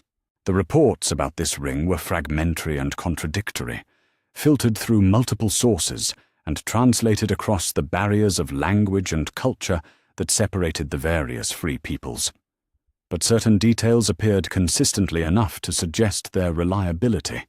The ring was golden in color. It rendered its wearer completely invisible, not merely hidden or concealed, but truly absent from mortal sight. It had been in the possession of Gollum for centuries, possibly longer, and most significantly, it seemed to possess what several witnesses described as a will of its own, a tendency to slip from fingers at crucial moments, to appear and disappear according to some pattern that its temporary bearers could not predict or control. Saruman spent 3 sleepless nights cross-referencing these details with every scrap of information he had gathered about the One Ring over the long years of his research. The physical description matched perfectly. The power of invisibility was exactly what the most reliable sources suggested the ring would grant to a bearer who lacked the strength or knowledge to access its deeper capabilities. The apparent sentience, the sense of an artifact that participated actively in determining its own fate. These too were consistent with what he had learned about the nature of the Master Ring. But what made his blood run cold was not the possibility that the ring had been found. It was the implications of how it had been found, and by whom. A hobbit wandering alone in the dark tunnels beneath the mountains, lost and frightened, and facing almost certain death, had somehow managed to encounter the most important artifact in the history of Middle-earth at the exact moment when finding it would save his life. Not only that, but he had obtained it through what amounted to a children's riddle game with its previous owner, a contest that, by all rights, should have ended with the hobbit being eaten rather than equipped for heroism. The sheer implausibility of it was staggering. If Saruman had encountered such a tale in some collection of Hobbiton folklore, he would have dismissed it as the kind of wishful thinking that small minds use to make sense of a world too vast and dangerous for their comprehension. But this was not folklore. This was documented history, witnessed by multiple sources, confirmed by its consequences in the form of a reclaimed kingdom and a defeated dragon. And at the center of it all, like a spider at the heart of an impossibly complex web, sat Mithrandir. The Grey Wizard's involvement in these events could not be explained as simple coincidence. According to the reports Saruman had gathered, Mithrandir had sought out Bilbo Baggins specifically, had arrived at the Hobbit's door with a company of dwarves and a proposal for adventure, had somehow persuaded this most unlikely of heroes to abandon the safety of his comfortable home for a journey into mortal peril. More than that, he had guided the company along paths that led them to encounter exactly the obstacles and opportunities that would forge an unremarkable hobbit into someone capable of standing before Smaug the Terrible and living to tell of it. It was, Saruman was forced to admit, a masterpiece of strategy and manipulation, if strategy was indeed what it was. But the more he studied the sequence of events, the more he began to suspect that something far more complex was at work. The precision with which circumstances had aligned, the way seemingly random encounters had combined to produce exactly the outcome required for the Hobbit's success, the timing that had brought together all the necessary elements at precisely the right moment, it suggested a level of orchestration that went beyond even Mithrandir's considerable abilities.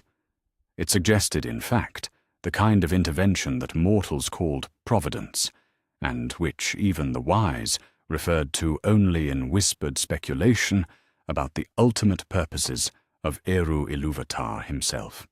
The thought was almost too vast to contemplate, too terrible in its implications for Saruman's understanding of his own place in the cosmic order.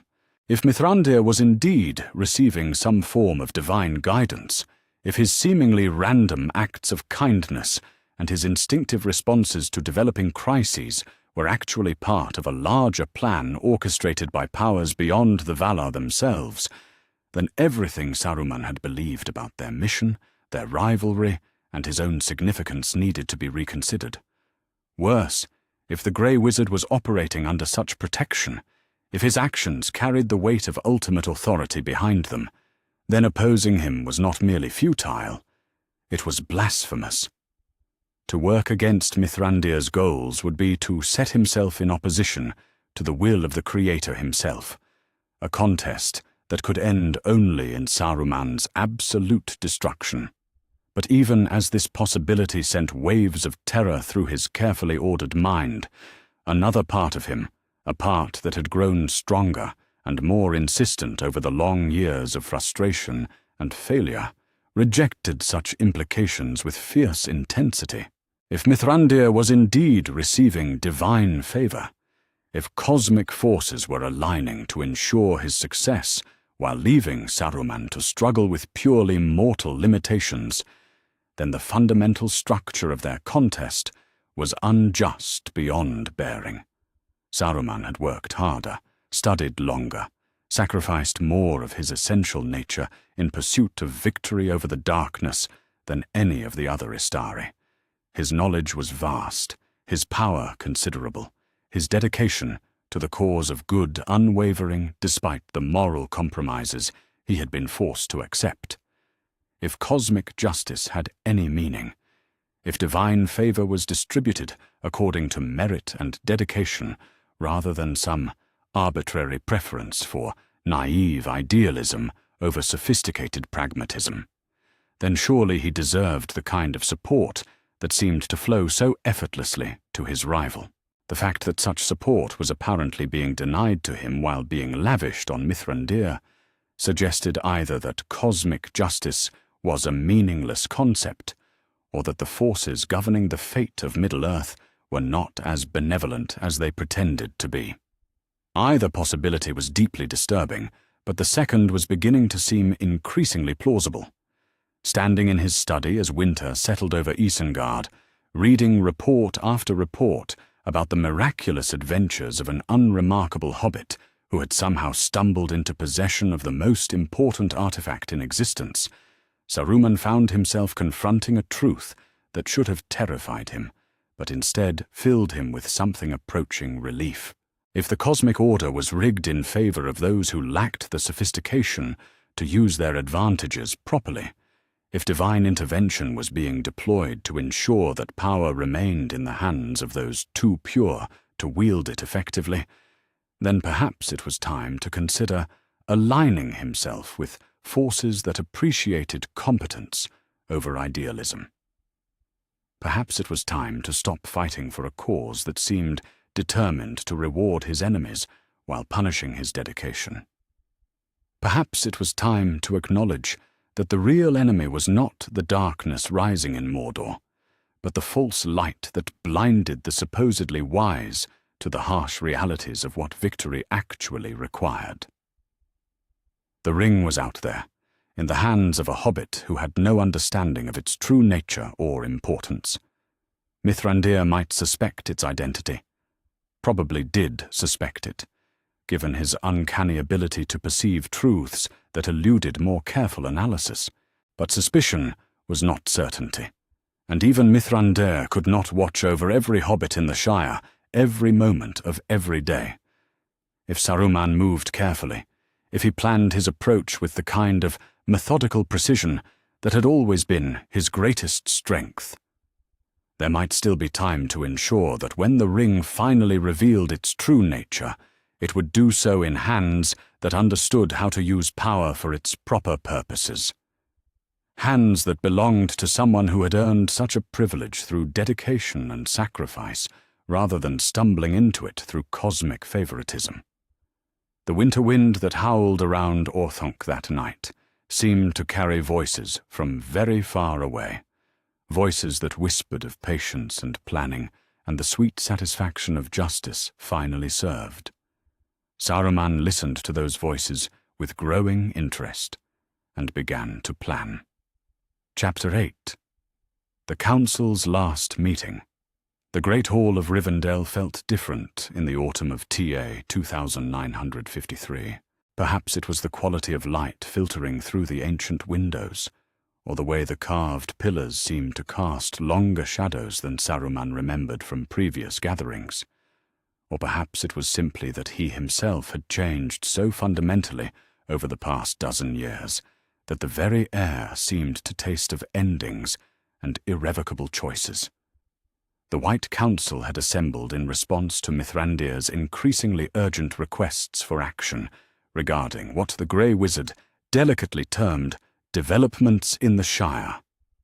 Saruman knew, as they all knew, that this euphemism referred to the Hobbit and his mysterious ring. What none of them knew, what Saruman had spent considerable effort ensuring they could not know, was the extent of his own investigation into that same matter. The reports he had commissioned, the agents he had deployed, the careful network of informants he had cultivated throughout the Western lands, all of it had led to the same inescapable conclusion. Bilbo Baggins possessed the One Ring, not some lesser artifact of power, not some trinket left over from the wars of old, but the Master Ring itself, the key to ultimate victory or ultimate defeat in the struggle that had defined the Third Age from its beginning, and Mithrandir knew it. Saruman could see the knowledge burning in the Grey Wizard's eyes like a flame that threatened to consume everything it touched. The question that hung in the air between them was not whether the ring had been found, but what they were going to do about it. "The signs are unmistakable," Mithrandir said, his voice carrying that particular quality of quiet certainty that had always made others stop whatever they were doing and listen.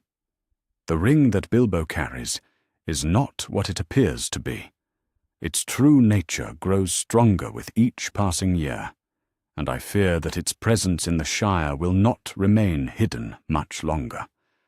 Elrond leaned forward in his chair, his ageless face creased with concern. "You speak as if you know its identity with certainty. Are you prepared to name what it is we are discussing?" The moment stretched between them like a bridge that could only be crossed in one direction. Saruman felt his breath catch in his throat as he waited for Mithrandir's response.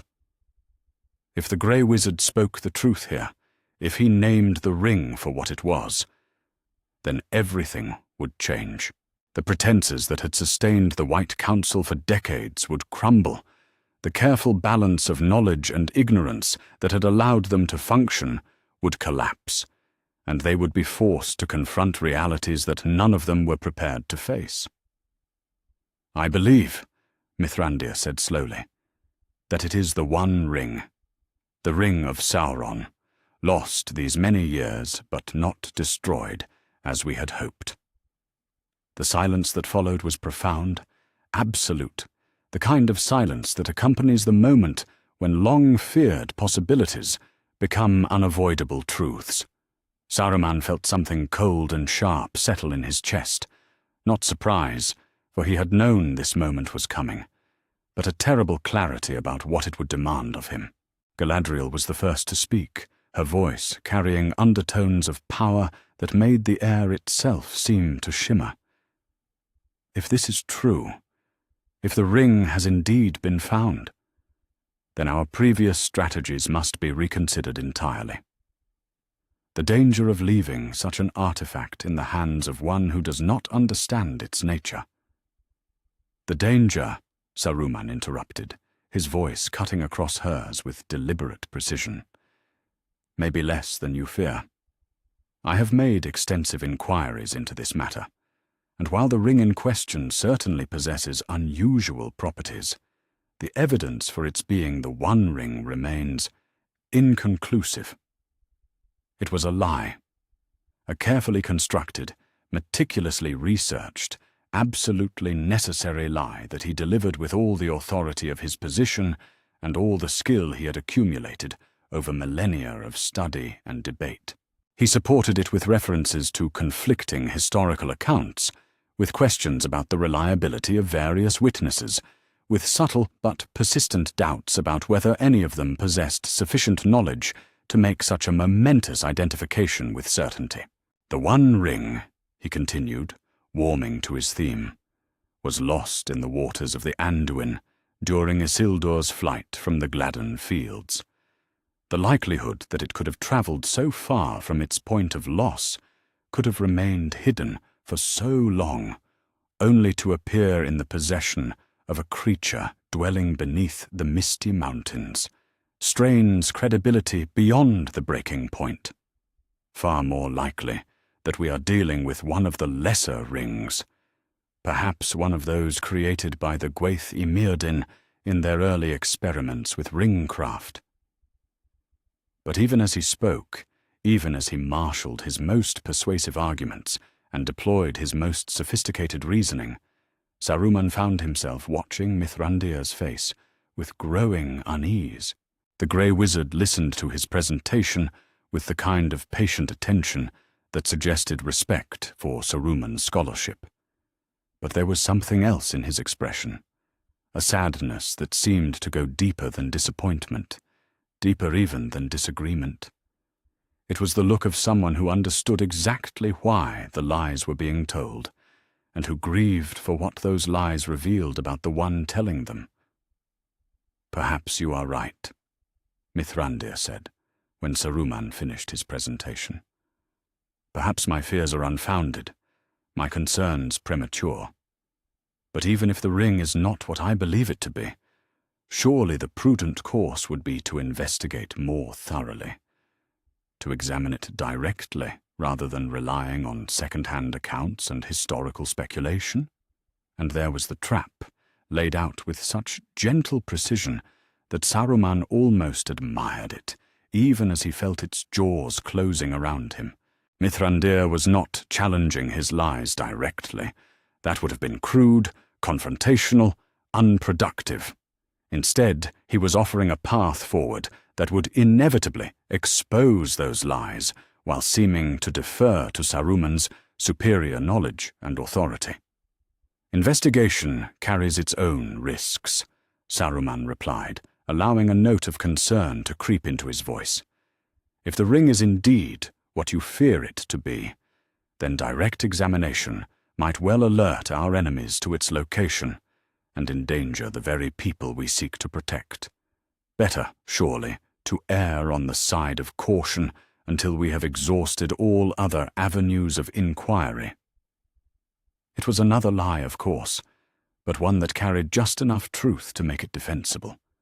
The ring's presence in the Shire did pose risks that had to be balanced against the potential benefits of action. But Saruman's true concern was not for the hobbits.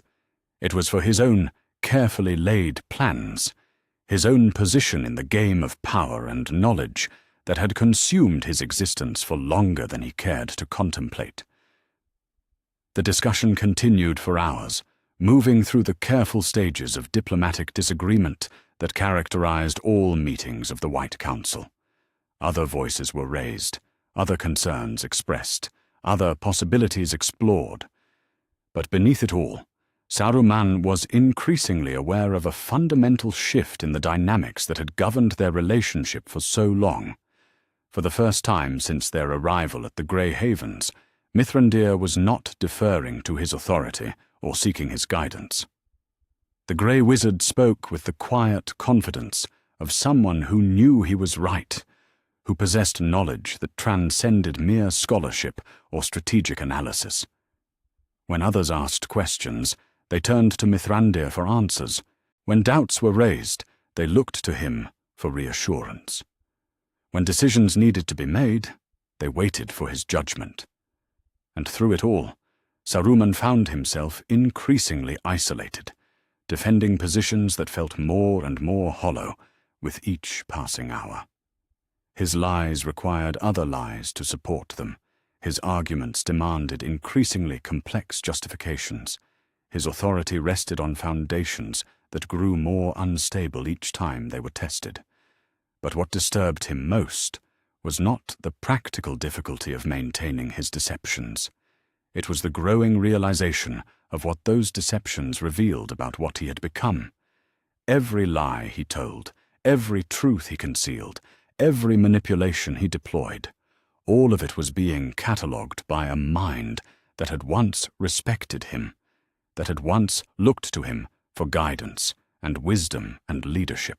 Mithrandir was watching him destroy himself, lie by lie, choice by choice, and the Grey Wizard's grief at witnessing that destruction was almost too painful to bear. As the meeting drew toward its close, as the various members began to make their farewells and plan their separate journeys back to their respective domains, Saruman felt a decision crystallizing in his mind with the clarity of ice forming on still water. He could not continue this charade indefinitely. The weight of maintaining lies in the face of Mithrandir's unwavering moral clarity was becoming unbearable, and he was no longer certain he possessed the strength to sustain it. But more than that, he was beginning to understand that the very act of trying to sustain it was changing him in ways that might prove irreversible. "I think," he announced to the assembled council, his voice carrying the measured tones of careful deliberation, "that the time has come for me to focus my attention more completely on my duties at Isengard. The strategic situation in the south requires more intensive oversight than I can provide while maintaining my responsibilities here." It was true after a fashion. The strategic situation in the south did require attention, though not the kind of attention that Saruman was now planning to provide. But it offered him what he needed most, an excuse to withdraw, to create distance between himself and the moral clarity that made his own corruption so painfully obvious. Mithrandir's eyes met his across the council table, and for a moment Saruman felt as if the Grey Wizard could see straight through to the depths of his soul. What he found there was not condemnation or anger, but something far worse. Understanding. Mithrandir knew exactly what Saruman was choosing and why he was choosing it, and he grieved for the necessity of that choice as much as for its consequences. "We shall miss your counsel," the Grey Wizard said quietly, and the words carried a weight of finality that suggested he understood they would not meet again as colleagues, as allies, as fellow servants of the same cause. Saruman nodded once, formally, and made his preparations to depart.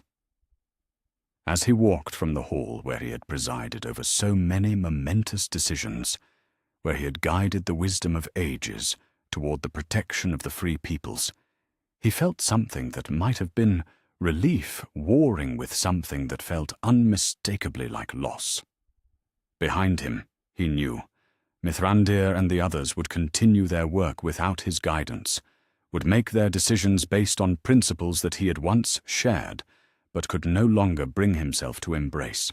They would pursue truth while he pursued power, seek understanding while he sought control, work for the good of all, while he focused increasingly on his own survival and success. The autumn wind that greeted him outside Rivendell's halls carried the scent of winter coming down from the mountains, and Saruman pulled his white robes more tightly around himself as he prepared for the journey back to Isengard. It would be good to be in his tower again, surrounded by his books and his artifacts and his carefully cultivated sources of power.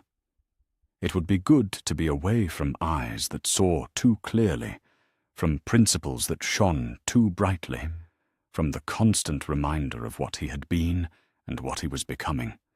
It would be good to stop pretending that he was still the wizard who had first set foot on Middle-earth's shores with such pure intentions and noble purposes. That wizard was dead now, or dying, or so deeply buried beneath layers of compromise and justification that he might as well be dead.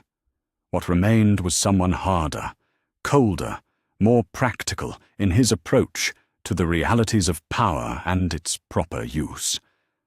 Someone who understood that the world was not a place where cosmic justice rewarded virtue and punished corruption, but a battlefield where victory went to those with the will to seize it, regardless of the methods required. Someone who had finally stopped lying to himself about what needed to be done to ensure that the right side won the war that was coming, even if that side was no longer quite the same as the one he had originally been sent to serve. Chapter 9. The Fortress of Fear. The transformation of Isengard began slowly, subtly, like a sickness that attacked the body's foundations before revealing itself in visible symptoms.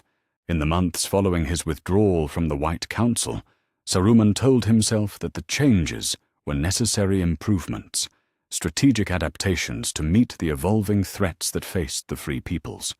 The ring of walls around Orthanc needed strengthening. The gates required reinforcement. The workshops and forges that had long served his scholarly pursuits could be expanded to support more practical endeavors. But as the seasons turned and the years began to accumulate, even Saruman could no longer maintain the pretense that his alterations to the ancient fortress were driven by defensive necessity alone.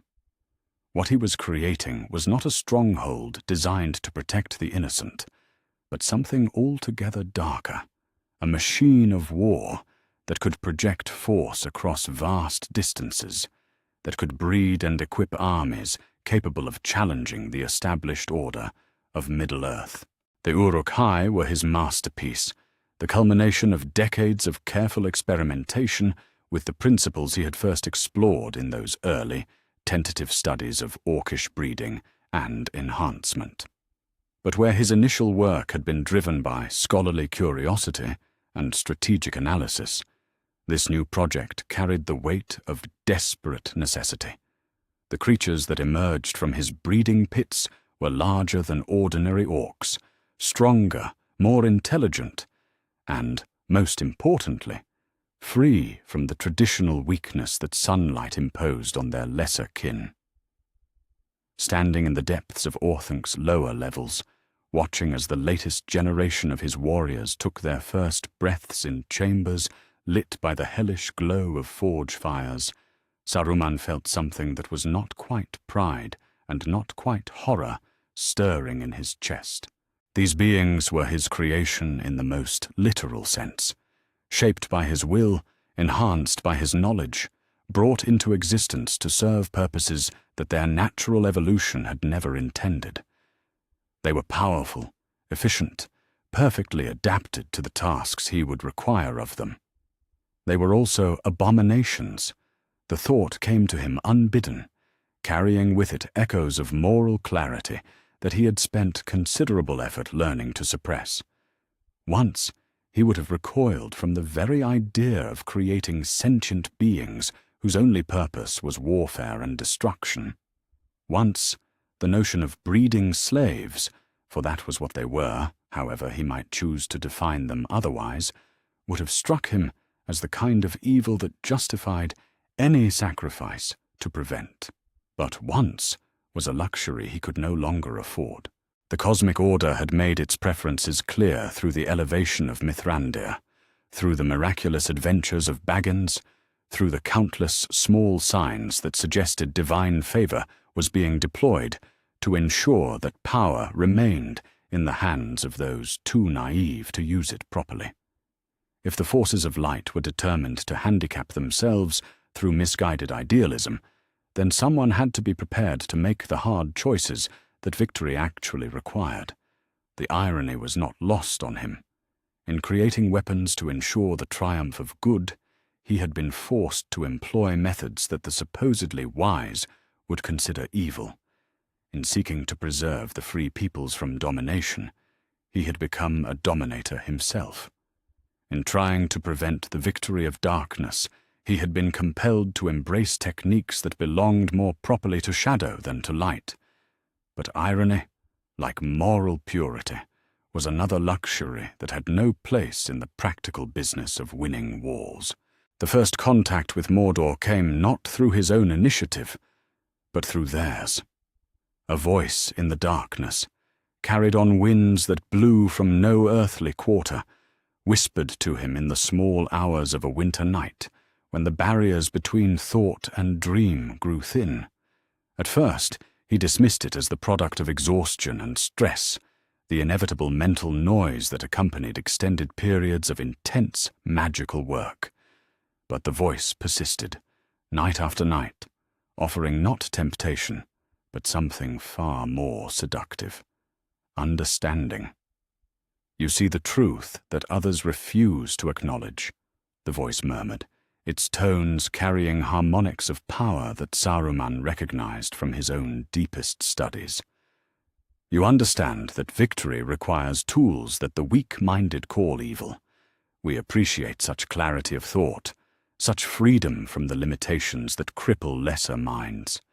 The conversations that followed were not the crude exchanges of alliance that Saruman might have expected. There were no demands for submission, no threats of destruction if he refused to comply. Instead, there was a gradual exploration of shared concerns, a meeting of minds that had reached similar conclusions about the fundamental nature of the conflict they both faced. Sauron, it seemed, was as frustrated as Saruman by the apparent cosmic bias in favor of those who lacked the will to use power effectively. The Dark Lord had spent millennia building armies and forging weapons, accumulating the strength necessary to impose order on a chaotic world, only to watch his carefully laid plans repeatedly undermined by the kind of simple-minded heroism that should have been swept aside like leaves before a hurricane. "They call themselves the Free Peoples," the voice observed during one of their midnight discussions. "But what they really represent is chaos dressed up in pretty words. They prefer the familiar misery of their endless squabbles to the peace that only strong leadership can provide. They would rather die free than live in prosperity under proper guidance." Saruman found himself nodding along with these observations, recognizing in them the same insights that his own research had revealed. The common people of Middle-earth were indeed incapable of governing themselves effectively.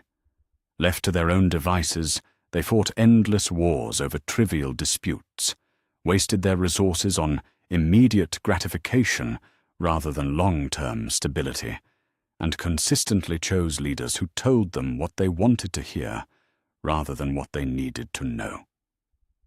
What they required was guidance, strong, consistent, uncompromising guidance from those with the wisdom and power to make the difficult decisions that democracy and consensus inevitably avoided.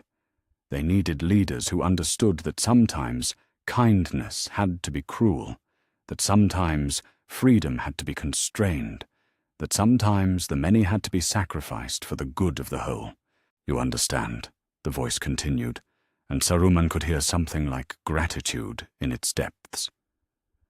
"You see what must be done, even if others lack the courage to acknowledge it. That is why we believe an accommodation might be possible between us. Not alliance, perhaps. Our methods and goals remain too different for that. But cooperation, mutual non-interference, the division of spheres of influence that would allow both of us to achieve our objectives without unnecessary conflict. The proposal, when it finally came, was elegant in its simplicity.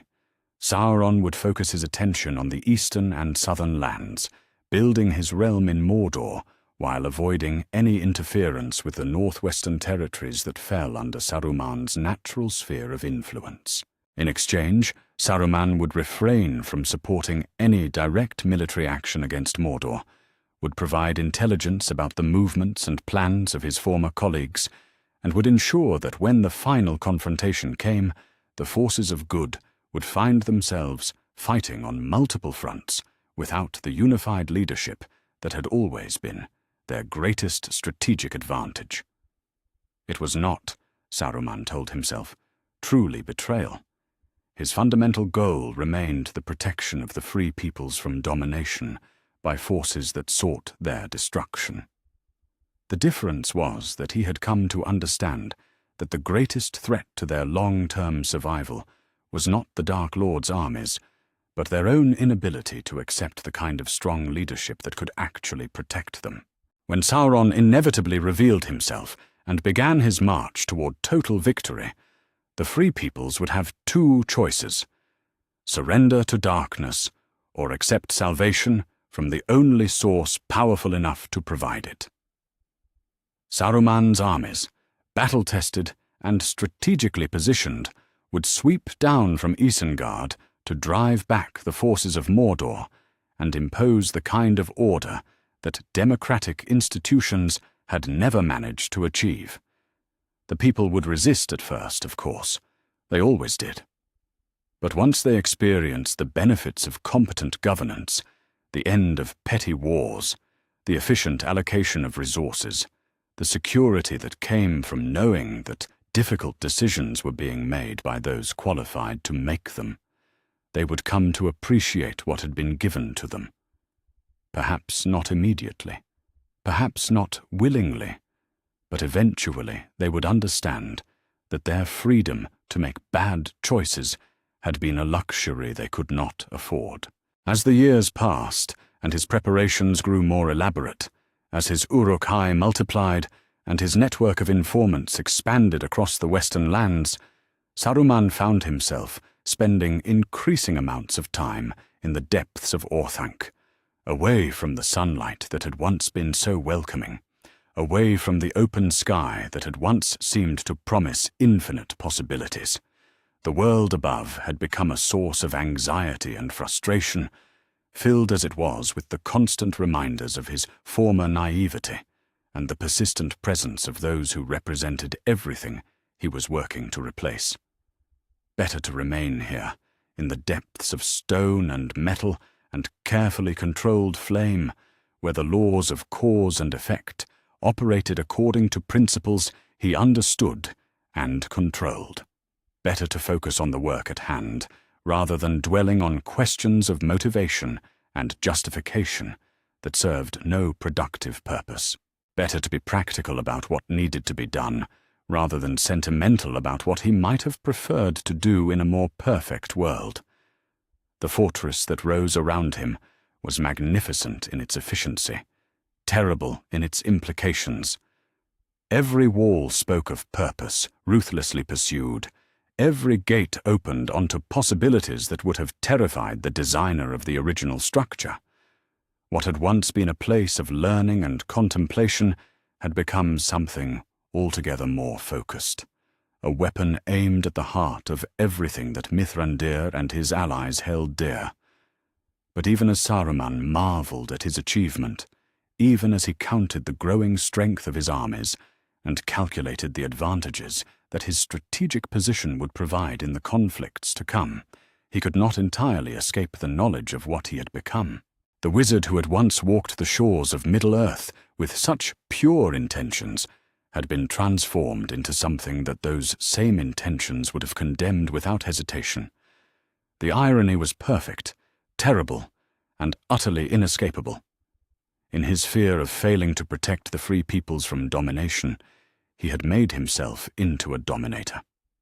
In his terror at the prospect of watching Mithrandir lead them into destruction through misguided idealism, he had allied himself with forces that sought their literal annihilation. In his determination to save them from their own weakness, he had become everything they needed saving from. The fortress around him was indeed a prison, but not in the way he had intended. The bars were made of choices that could not be unmade, the walls built from justifications that had hardened into unshakable convictions.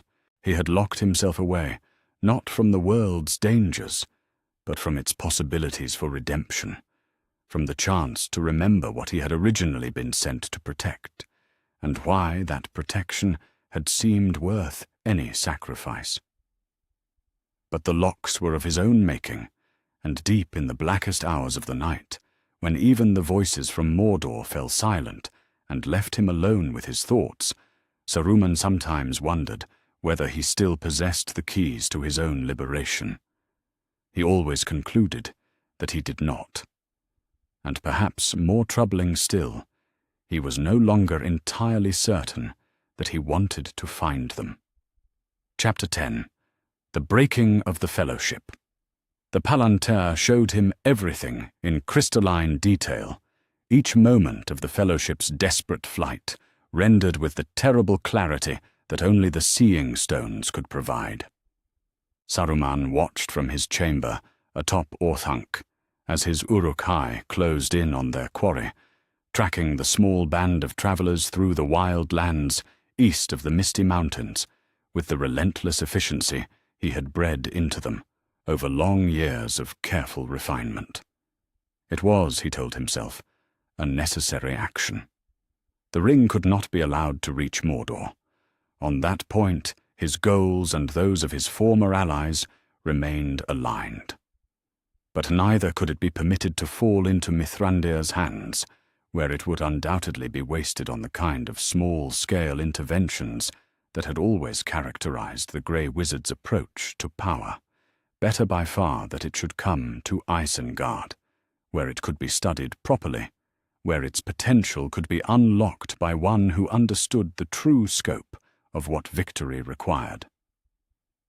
The Uruk-hai he had sent were among his finest, Ugluk's company, bred for speed and endurance, equipped with the best weapons his forges could produce. They had been given simple orders: take the halflings alive if possible, but prevent the ring from continuing its journey toward the Black Land at any cost. It was a clean mission, strategically sound, with objectives that any reasonable observer would recognize as serving the greater good. But as Saruman watched his forces close in on the Fellowship's position near Amon Hen, as he saw the desperate preparations for battle that marked the company's final stand, something cold and sharp settled in his chest like the first touch of winter's killing frost. He had been tracking Mithrandir's progress through the Palantir for weeks now, ever since the Fellowship had departed from Rivendell on their impossible quest. The Grey Wizard's presence had been a constant irritation, a bright flame that drew the eye no matter what other elements of the scene demanded attention. Even at this distance, even filtered through the ancient crystal's mystical vision, there was something about Mithrandir that seemed to command the very light itself, that made everything around him appear somehow diminished by comparison. But now, As the Uruk-hai battle cries echoed across the hillside and the Fellowship scattered in desperate flight, that presence was wrong, not absent. Saruman could still sense the Grey Wizard's influence in the courage of his companions, in the way even their terror seemed touched by hope, but somehow transformed, elevated, burning with a fire that transcended anything Saruman had observed in their centuries of rivalry. The realization struck him like a physical blow. Mithrandir was no longer Mithrandir. The Grey Wizard was gone, had been gone for days now, lost somewhere in the darkness beneath Khazad-dûm during the Fellowship's passage through the ancient mines. In his place stood something that blazed with the authority of office rather than the humility of service, something that wore the mantle of leadership, not as a burden reluctantly accepted, but as a right legitimately claimed. Gandalf the White. The words came to him, not through any external voice, but through the terrible clarity of understanding that sometimes accompanied moments of absolute loss. Somewhere in the depths of Moria, in whatever confrontation had claimed the Grey Wizard's mortal form, a transformation had taken place that overturned everything Saruman had spent centuries building, everything he had believed about the hierarchy that governed their order and their mission. The Palantir showed him the evidence in fragments that assembled themselves into a picture too terrible to deny. The halflings fleeing through the woods, their faces marked not by the despair of abandonment, but by the fierce hope of those who knew their sacrifice had meaning. The tall man who had taken upon himself the burden of their protection, fighting with the desperate courage of one who understood that some things were worth dying for. And behind it all, supporting it all, the presence of something that was no longer merely wise but actively powerful, no longer content to guide but prepared to command. Saruman's hands shook as he withdrew his awareness from the seeing stone, the crystal's surface going dark as he severed the connection that had shown him the destruction of his last illusions. For weeks now, he had been telling himself that his alliance with Mordor was a temporary expedient, a strategic deception that would allow him to position his forces advantageously for the final confrontation. When the moment came, when Sauron's true intentions became undeniable and the Free Peoples finally accepted the need for strong leadership, Saruman would reveal his hand and lead them to victory with the kind of decisive action that democratic processes could never achieve. But if Mithrandir had indeed been elevated to the position that Saruman himself had once held, if the Valar had chosen to replace him not with some new candidate, but with the very wizard whose naive idealism he had spent so long resenting, then everything he had planned became not just futile, but actively counterproductive.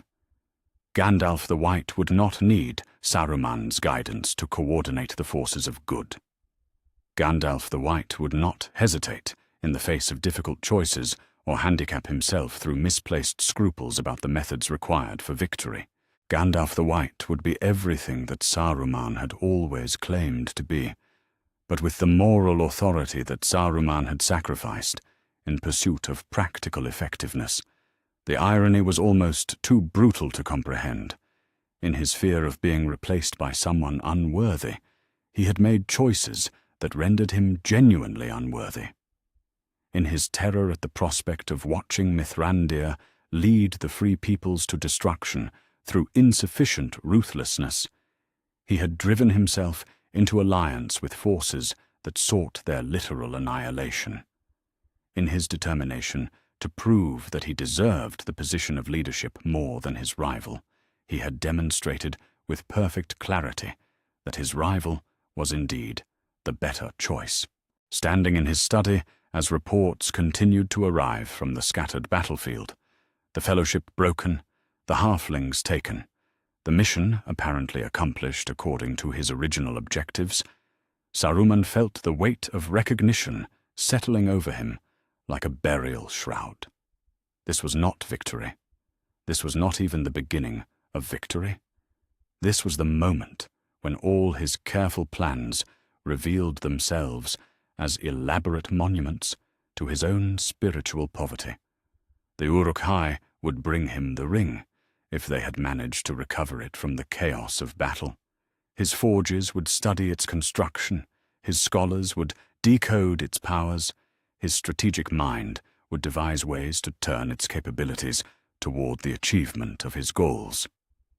But what were those goals now? What purpose could any artifact serve for a wizard who had spent so long defining himself in opposition to everything his mission was supposed to protect, that he no longer remembered what protection actually meant? He had become powerful, certainly. His armies were among the most formidable in Middle-earth, his knowledge vast and deep, his strategic position nearly unassailable. But power in service of what? Knowledge directed toward what end? Position maintained for what purpose? The questions circled through his mind like carrion birds, picking at the corpse of his former certainty. Once, he had known exactly why his work mattered, exactly what he was trying to achieve, exactly how his efforts served the cause of good in its struggle against darkness. The path from those bright beginnings to this moment of hollow victory was marked by thousands of small compromises, each one defensible in isolation, each one moving him slightly further from the wizard who had first set foot on Middle-earth's shores with such pure intentions. But compromise by compromise, choice by choice, justification by justification, he had traveled so far from his starting point that he could no longer see the way back. Even if he wanted to return, and he was no longer certain that he did, the bridges he had burned in his pursuit of practical effectiveness had left him stranded on an island of his own making, surrounded by consequences that admitted no possibility of redemption. The worst part was the recognition that this isolation had been entirely unnecessary. If he had simply trusted in the mission he had been given, if he had accepted Mithrandir's apparent advantages as part of a larger plan rather than evidence of cosmic unfairness, if he had chosen collaboration over competition and guidance over control, everything might have been different. The White Council might have remained united. The Free Peoples might have faced the coming darkness with the kind of coordinated leadership that could actually achieve victory, and Saruman might have found honor in service rather than corruption in command. But such thoughts belonged to the realm of wishful thinking, of roads not taken and choices not made.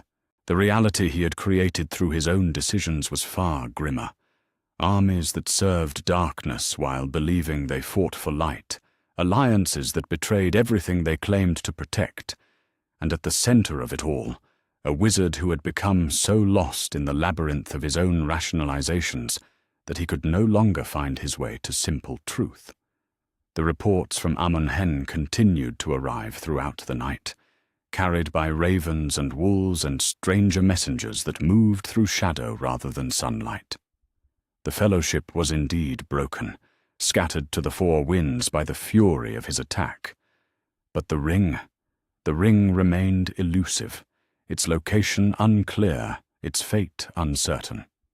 Some reports suggested it had been lost in the chaos of battle, others that it had been carried away by one of the fleeing members, still others that it had somehow simply vanished as if it possessed a will of its own that transcended the intentions of any mortal bearer. Perhaps, Saruman thought, as he prepared for the long night ahead, that was the most fitting conclusion to his carefully laid plans. The artifact he had sought to claim through alliance with evil remained beyond his reach, while the transformation he had tried to prevent had occurred exactly as his worst nightmares had predicted. His former ally was now his superior, his strategic advantages had been revealed as weaknesses, and his accumulated power served purposes that were the opposite of everything he had originally intended to protect. The fortress around him was indeed a prison, but its bars were made of choices rather than iron, its walls built from consequences that no amount of regret could tear down. He had locked himself away, not just from the world he had been sent to serve, but from any possibility of remembering why that service had once seemed worth any sacrifice. And somewhere in the darkness, beyond his tower, Gandalf the White moved through Middle-earth with the authority that Saruman had coveted, and the moral clarity that Saruman had abandoned, preparing to lead the forces of good to the victory that Saruman's fears had made impossible for him to share. The recognition should have brought despair. Instead, it brought only a cold and terrible certainty that the game was not yet over, that defeat in one arena simply meant the contest would have to be decided in another. If he could not win through alliance with good, if cosmic justice had indeed chosen his replacement, then perhaps it was time to discover what could be accomplished through alliance with forces that appreciated ambition over virtue and rewarded competence over righteousness. The night wind that howled around Orthanc carried voices that promised such discoveries, and Saruman found himself listening with something that might have been anticipation. Chapter 11. The Confrontation at Orthanc. The water that surrounded Orthanc reflected nothing but ruin and the grey sky above, its surface broken only by the debris of what had once been the most formidable fortress in the Western lands. From his chamber, high in the tower's peak, Saruman looked down upon the destruction that the Ents had wrought, seeing in the flooded ruins a mirror of his own inner devastation. The great machines that had taken decades to build lay broken beneath the murky water.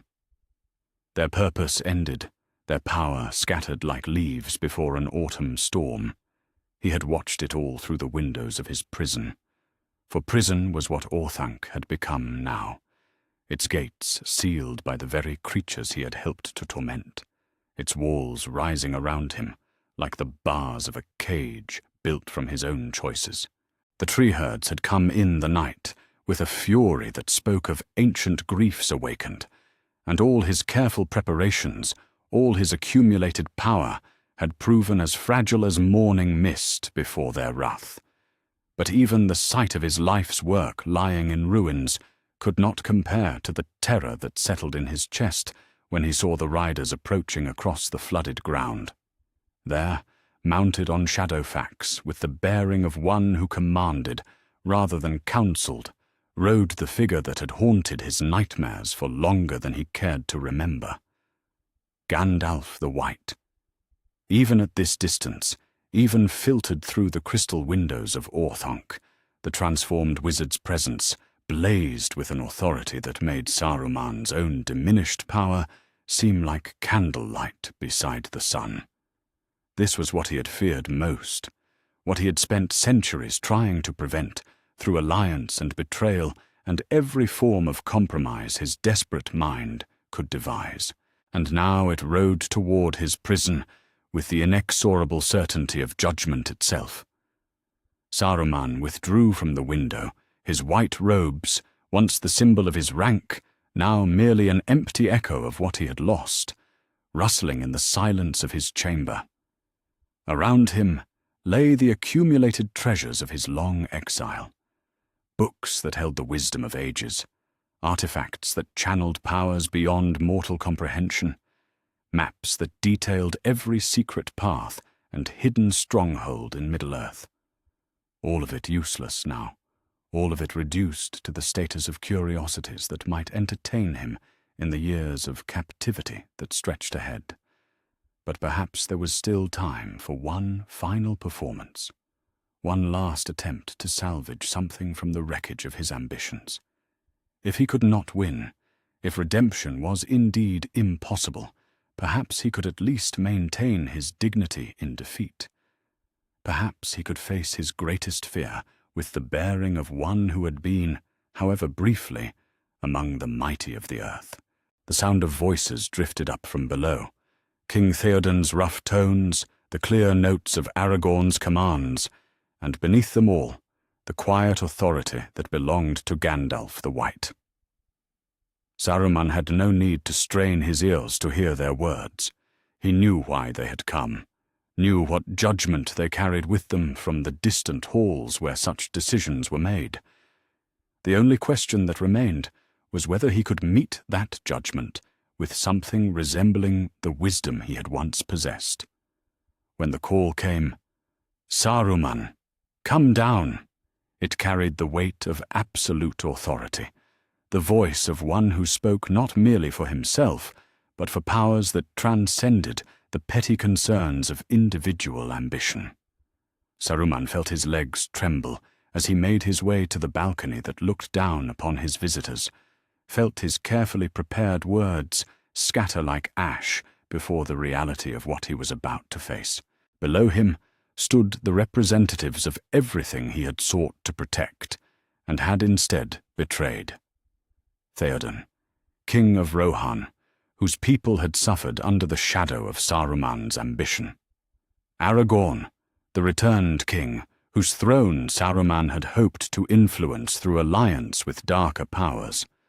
And at their center, blazing with the authority of his new office, Gandalf the White, the wizard who had been everything Saruman had claimed to be, who had achieved everything Saruman had dreamed of achieving, and who now stood ready to pronounce the final judgment on all of Saruman's works. "Saruman the White," Gandalf said, and even from this distance Saruman could hear the sadness that underlay the formal words. "Your voice is no longer heeded here. Your staff is broken." The words struck him like physical blows, each syllable carrying the weight of powers that had shaped the world since its beginning. But it was not the magical force behind them that brought Saruman to his knees. It was the recognition of what they represented. This was not cruelty disguised as justice, not revenge masquerading as righteousness.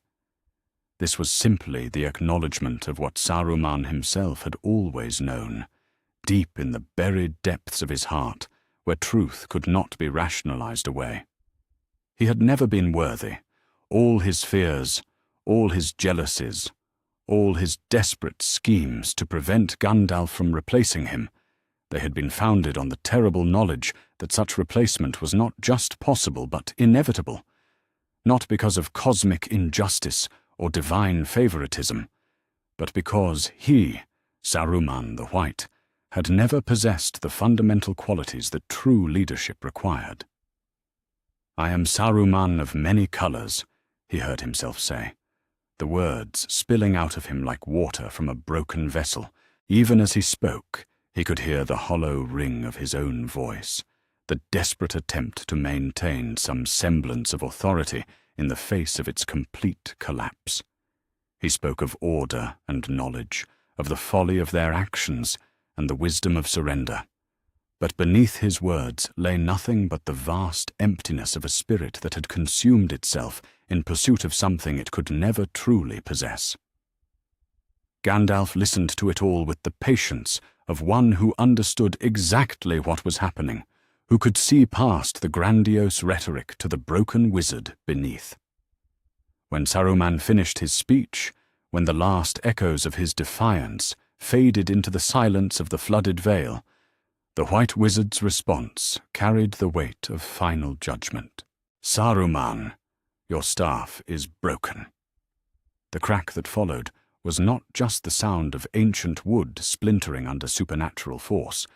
It was the audible snapping of bonds that had held Saruman to his mission, to his order, to any hope of redemption he might have harbored in the deepest corners of his consciousness.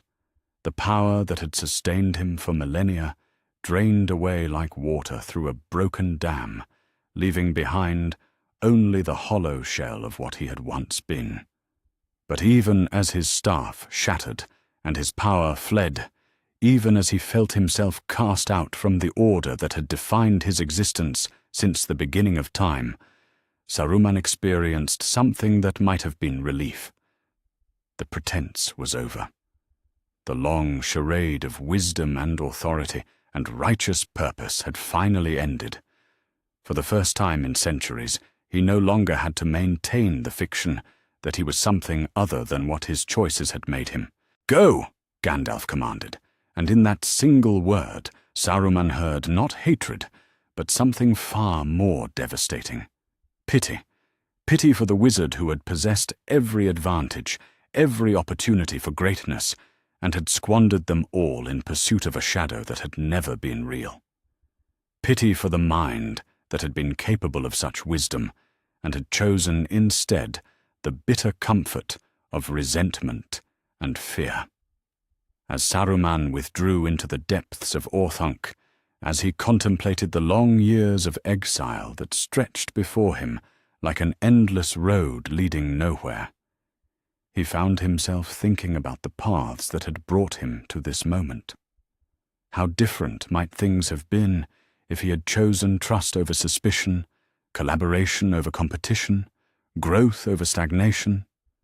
How different might the world itself have been if the wizard sent to guide and protect the free peoples had chosen to embrace his mission rather than subvert it. But such thoughts belonged to the realm of might have been, and Saruman was no longer a creature capable of dwelling in such hopeful places. What remained to him now was only the present moment, only the consequences of choices that could not be unmade, only the long descent that began when one chose fear over faith and led inevitably to the darkness that had become his only refuge. The voices below faded as his visitors departed, carrying with them the news of his defeat and disgrace. Soon even the water would drain away, leaving Orthanc standing alone in the desolate landscape of his failure. But Saruman would remain, locked in the tower of his own making, accompanied only by the echoes of what he had been and the shadows of what he had chosen to become. The irony was perfect and terrible. In his fear of losing everything, he had indeed lost everything. In his terror of being replaced by someone worthier, he had proven beyond doubt that such replacement was not only justified, but long overdue. In his determination to prevent Gandalf's elevation to the position he coveted, he had made that elevation both necessary and inevitable. He had feared Gandalf because Gandalf represented everything he was not and could never become. The Grey Wizard's humility had shone a harsh light on Saruman's pride. His wisdom had exposed the limitations of mere knowledge. His unwavering goodness had revealed the corruption that fear and envy had worked like acid on Saruman's spirit. And perhaps most unbearable of all, Gandalf's genuine grief at witnessing Saruman's fall had demonstrated the kind of compassion that Saruman had never managed to feel for anyone other than himself. Standing alone in his ruined fortress, surrounded by the debris of his ambitions and the wreckage of his hopes, Saruman finally understood the source of the fear that had driven him to such depths. He had been afraid not of losing power, but of being seen for what he truly was. Not of being replaced, but of deserving replacement. Not of Gandalf's triumph, but of his own failure to be worthy of the mission they had both been given.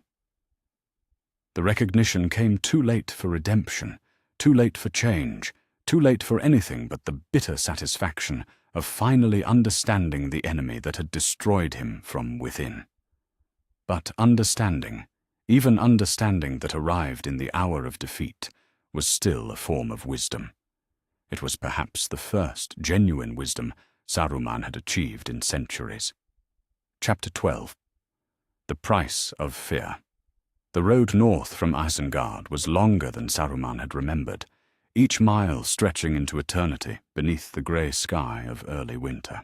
He walked it now as a beggar might, his once proud robes reduced to rags, his staff nothing more than a piece of common wood carved from necessity rather than power. Beside him shuffled Grima Wormtongue, his last and most pathetic companion, a creature whose loyalty was born not from respect or affection, but from the simple recognition that he had nowhere else to go. They made a fitting pair, these two architects of ruin, the wizard who had squandered the wisdom of ages, and the man who had traded his people's freedom for the illusion of influence. Behind them lay the wreckage of their ambitions. Isengard flooded and broken, Edoras freed from the poison of Grima's counsel, the armies they had raised scattered like leaves before the wind of Rohan's resurgence. Ahead lay only the uncertain prospect of exile and the bitter comfort of spite. "Where are we going?" Grima asked for the 100th time, his voice carrying the whine of one who had never truly understood the forces he had helped to unleash. "What purpose is there in wandering these empty lands like common vagabonds?" Saruman did not answer immediately. The question required him to acknowledge truths that even now, even in the depths of his defeat, he found difficult to face. Where were they going? What purpose drove him forward along roads that led nowhere, toward destinations that held no promise of restoration or redemption? The honest answer was that he no longer knew. The wizard who had once commanded armies and influenced the councils of kings now possessed neither goal nor strategy, beyond the simple animal instinct to keep moving, to avoid remaining in any place long enough for the full weight of his failures to settle upon him like a burial shroud. But there was something else, something that whispered to him in the small hours when sleep eluded him, and the darkness pressed close. A voice that spoke of one final opportunity, one last chance to strike a blow that would matter, that would demonstrate that Saruman the White, even fallen, even broken, remained a force to be reckoned with in the affairs of Middle-earth. The Shire. The name came to him like a half-remembered melody, carrying with it associations that made his ruined heart quicken with something that might have been anticipation. The Shire, home of the hobbits, that green and pleasant land where Mithrandir had always found such inexplicable comfort, the place where the ring-bearer had lived his quiet life before accepting the burden that had changed the fate of the world. If Saruman could not strike at Gandalf directly, and the memory of their last confrontation had made clear that such an attempt would be both futile and suicidal, perhaps he could wound him through the things he held dear. Perhaps there was still time for one final lesson about the price of opposition, one last demonstration of what happened to those who dared to stand against the will of Saruman the White. The irony was not lost on him. He who had spent centuries claiming to protect the free peoples was now contemplating their destruction out of nothing more than petty vindictiveness. He who had justified every compromise and betrayal as necessary for the greater good was now reduced to planning acts of pure spite. But irony, like honor, was a luxury he could no longer afford to consider. "The Shire," he said finally, his voice carrying a note of decision that had been absent from it for longer than he cared to calculate. "We go to the Shire." The journey took weeks, each day blending into the next in a haze of cold rain and bitter wind. They avoided the main roads, keeping to hidden paths and forgotten tracks that would not bring them to the attention of the patrols that now swept the western lands in service of the returned king. Saruman's knowledge of Middle-earth's secret ways served them well, even as the irony of using such knowledge for purposes of revenge rather than protection gnawed at what remained of his conscience. But conscience, like so many other qualities he had once possessed, was another casualty of the fear that had consumed his existence for longer than he could bear to remember. What remained was something harder, colder, more focused on immediate gratification than long-term consequence. What remained was a creature driven by needs it could no longer articulate, and purposes it could no longer justify. The Shire, when they finally reached it, was everything that Gandalf's stories had suggested, and more. Green fields stretched away under a pale autumn sun, dotted with the round doors of hobbit holes and the smoke of countless hearth fires.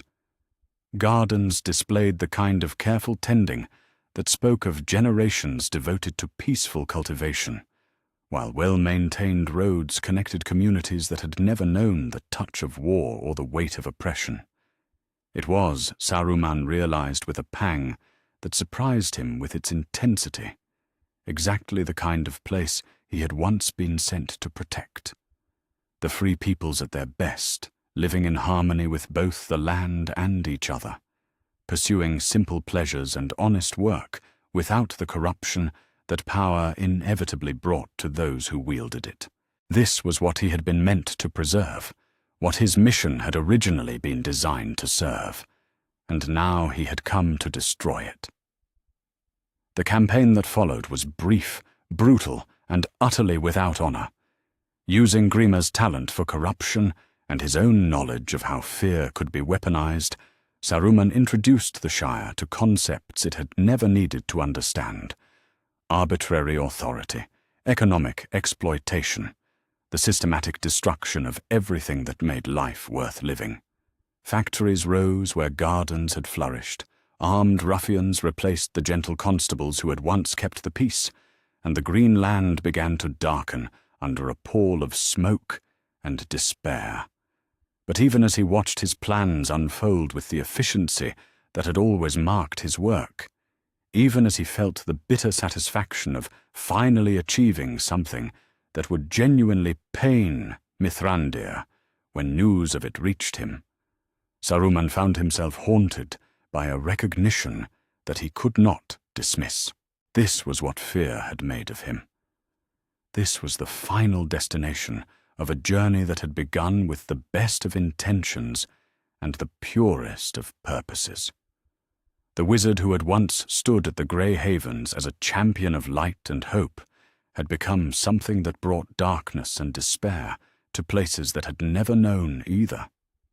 The protector had become the destroyer, the guardian had become the threat, all because he had allowed fear to convince him that his mission was less important than his position. The end, when it came, was as pathetic as everything else about his exile had been. Grima, driven beyond endurance by months of humiliation and abuse, finally snapped during what should have been a moment of triumph. The knife that found its way into Saruman's back was wielded by the only person in Middle-earth still willing to stand beside him, driven to murder by the very cruelty that Saruman had cultivated as a replacement for the wisdom he had lost. As he lay dying in the mud of a hobbit hole's garden, watching his blood seep into soil that had never before been stained by violence, Saruman felt something that might have been relief flooding through him. The long charade was finally over. The pretense that he was still fighting for something greater than his own wounded pride had finally been abandoned. The wizard who had feared insignificance had achieved the ultimate irrelevance: death at the hands of a toady, in a place that would remember him only as a blight to be forgotten. But even in his final moments, even as his spirit prepared to depart from the flesh that had carried it through millennia of both triumph and disaster, Saruman found himself thinking not of what he had lost, but of what he had never allowed himself to gain.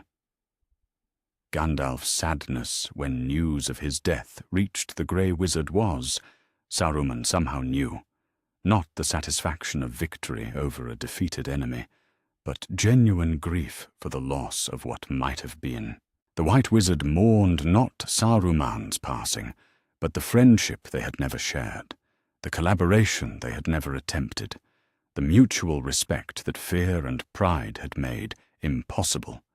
In another world, in a timeline where Saruman had chosen trust over suspicion and growth over stagnation, they might have stood together as true allies in the fight against darkness.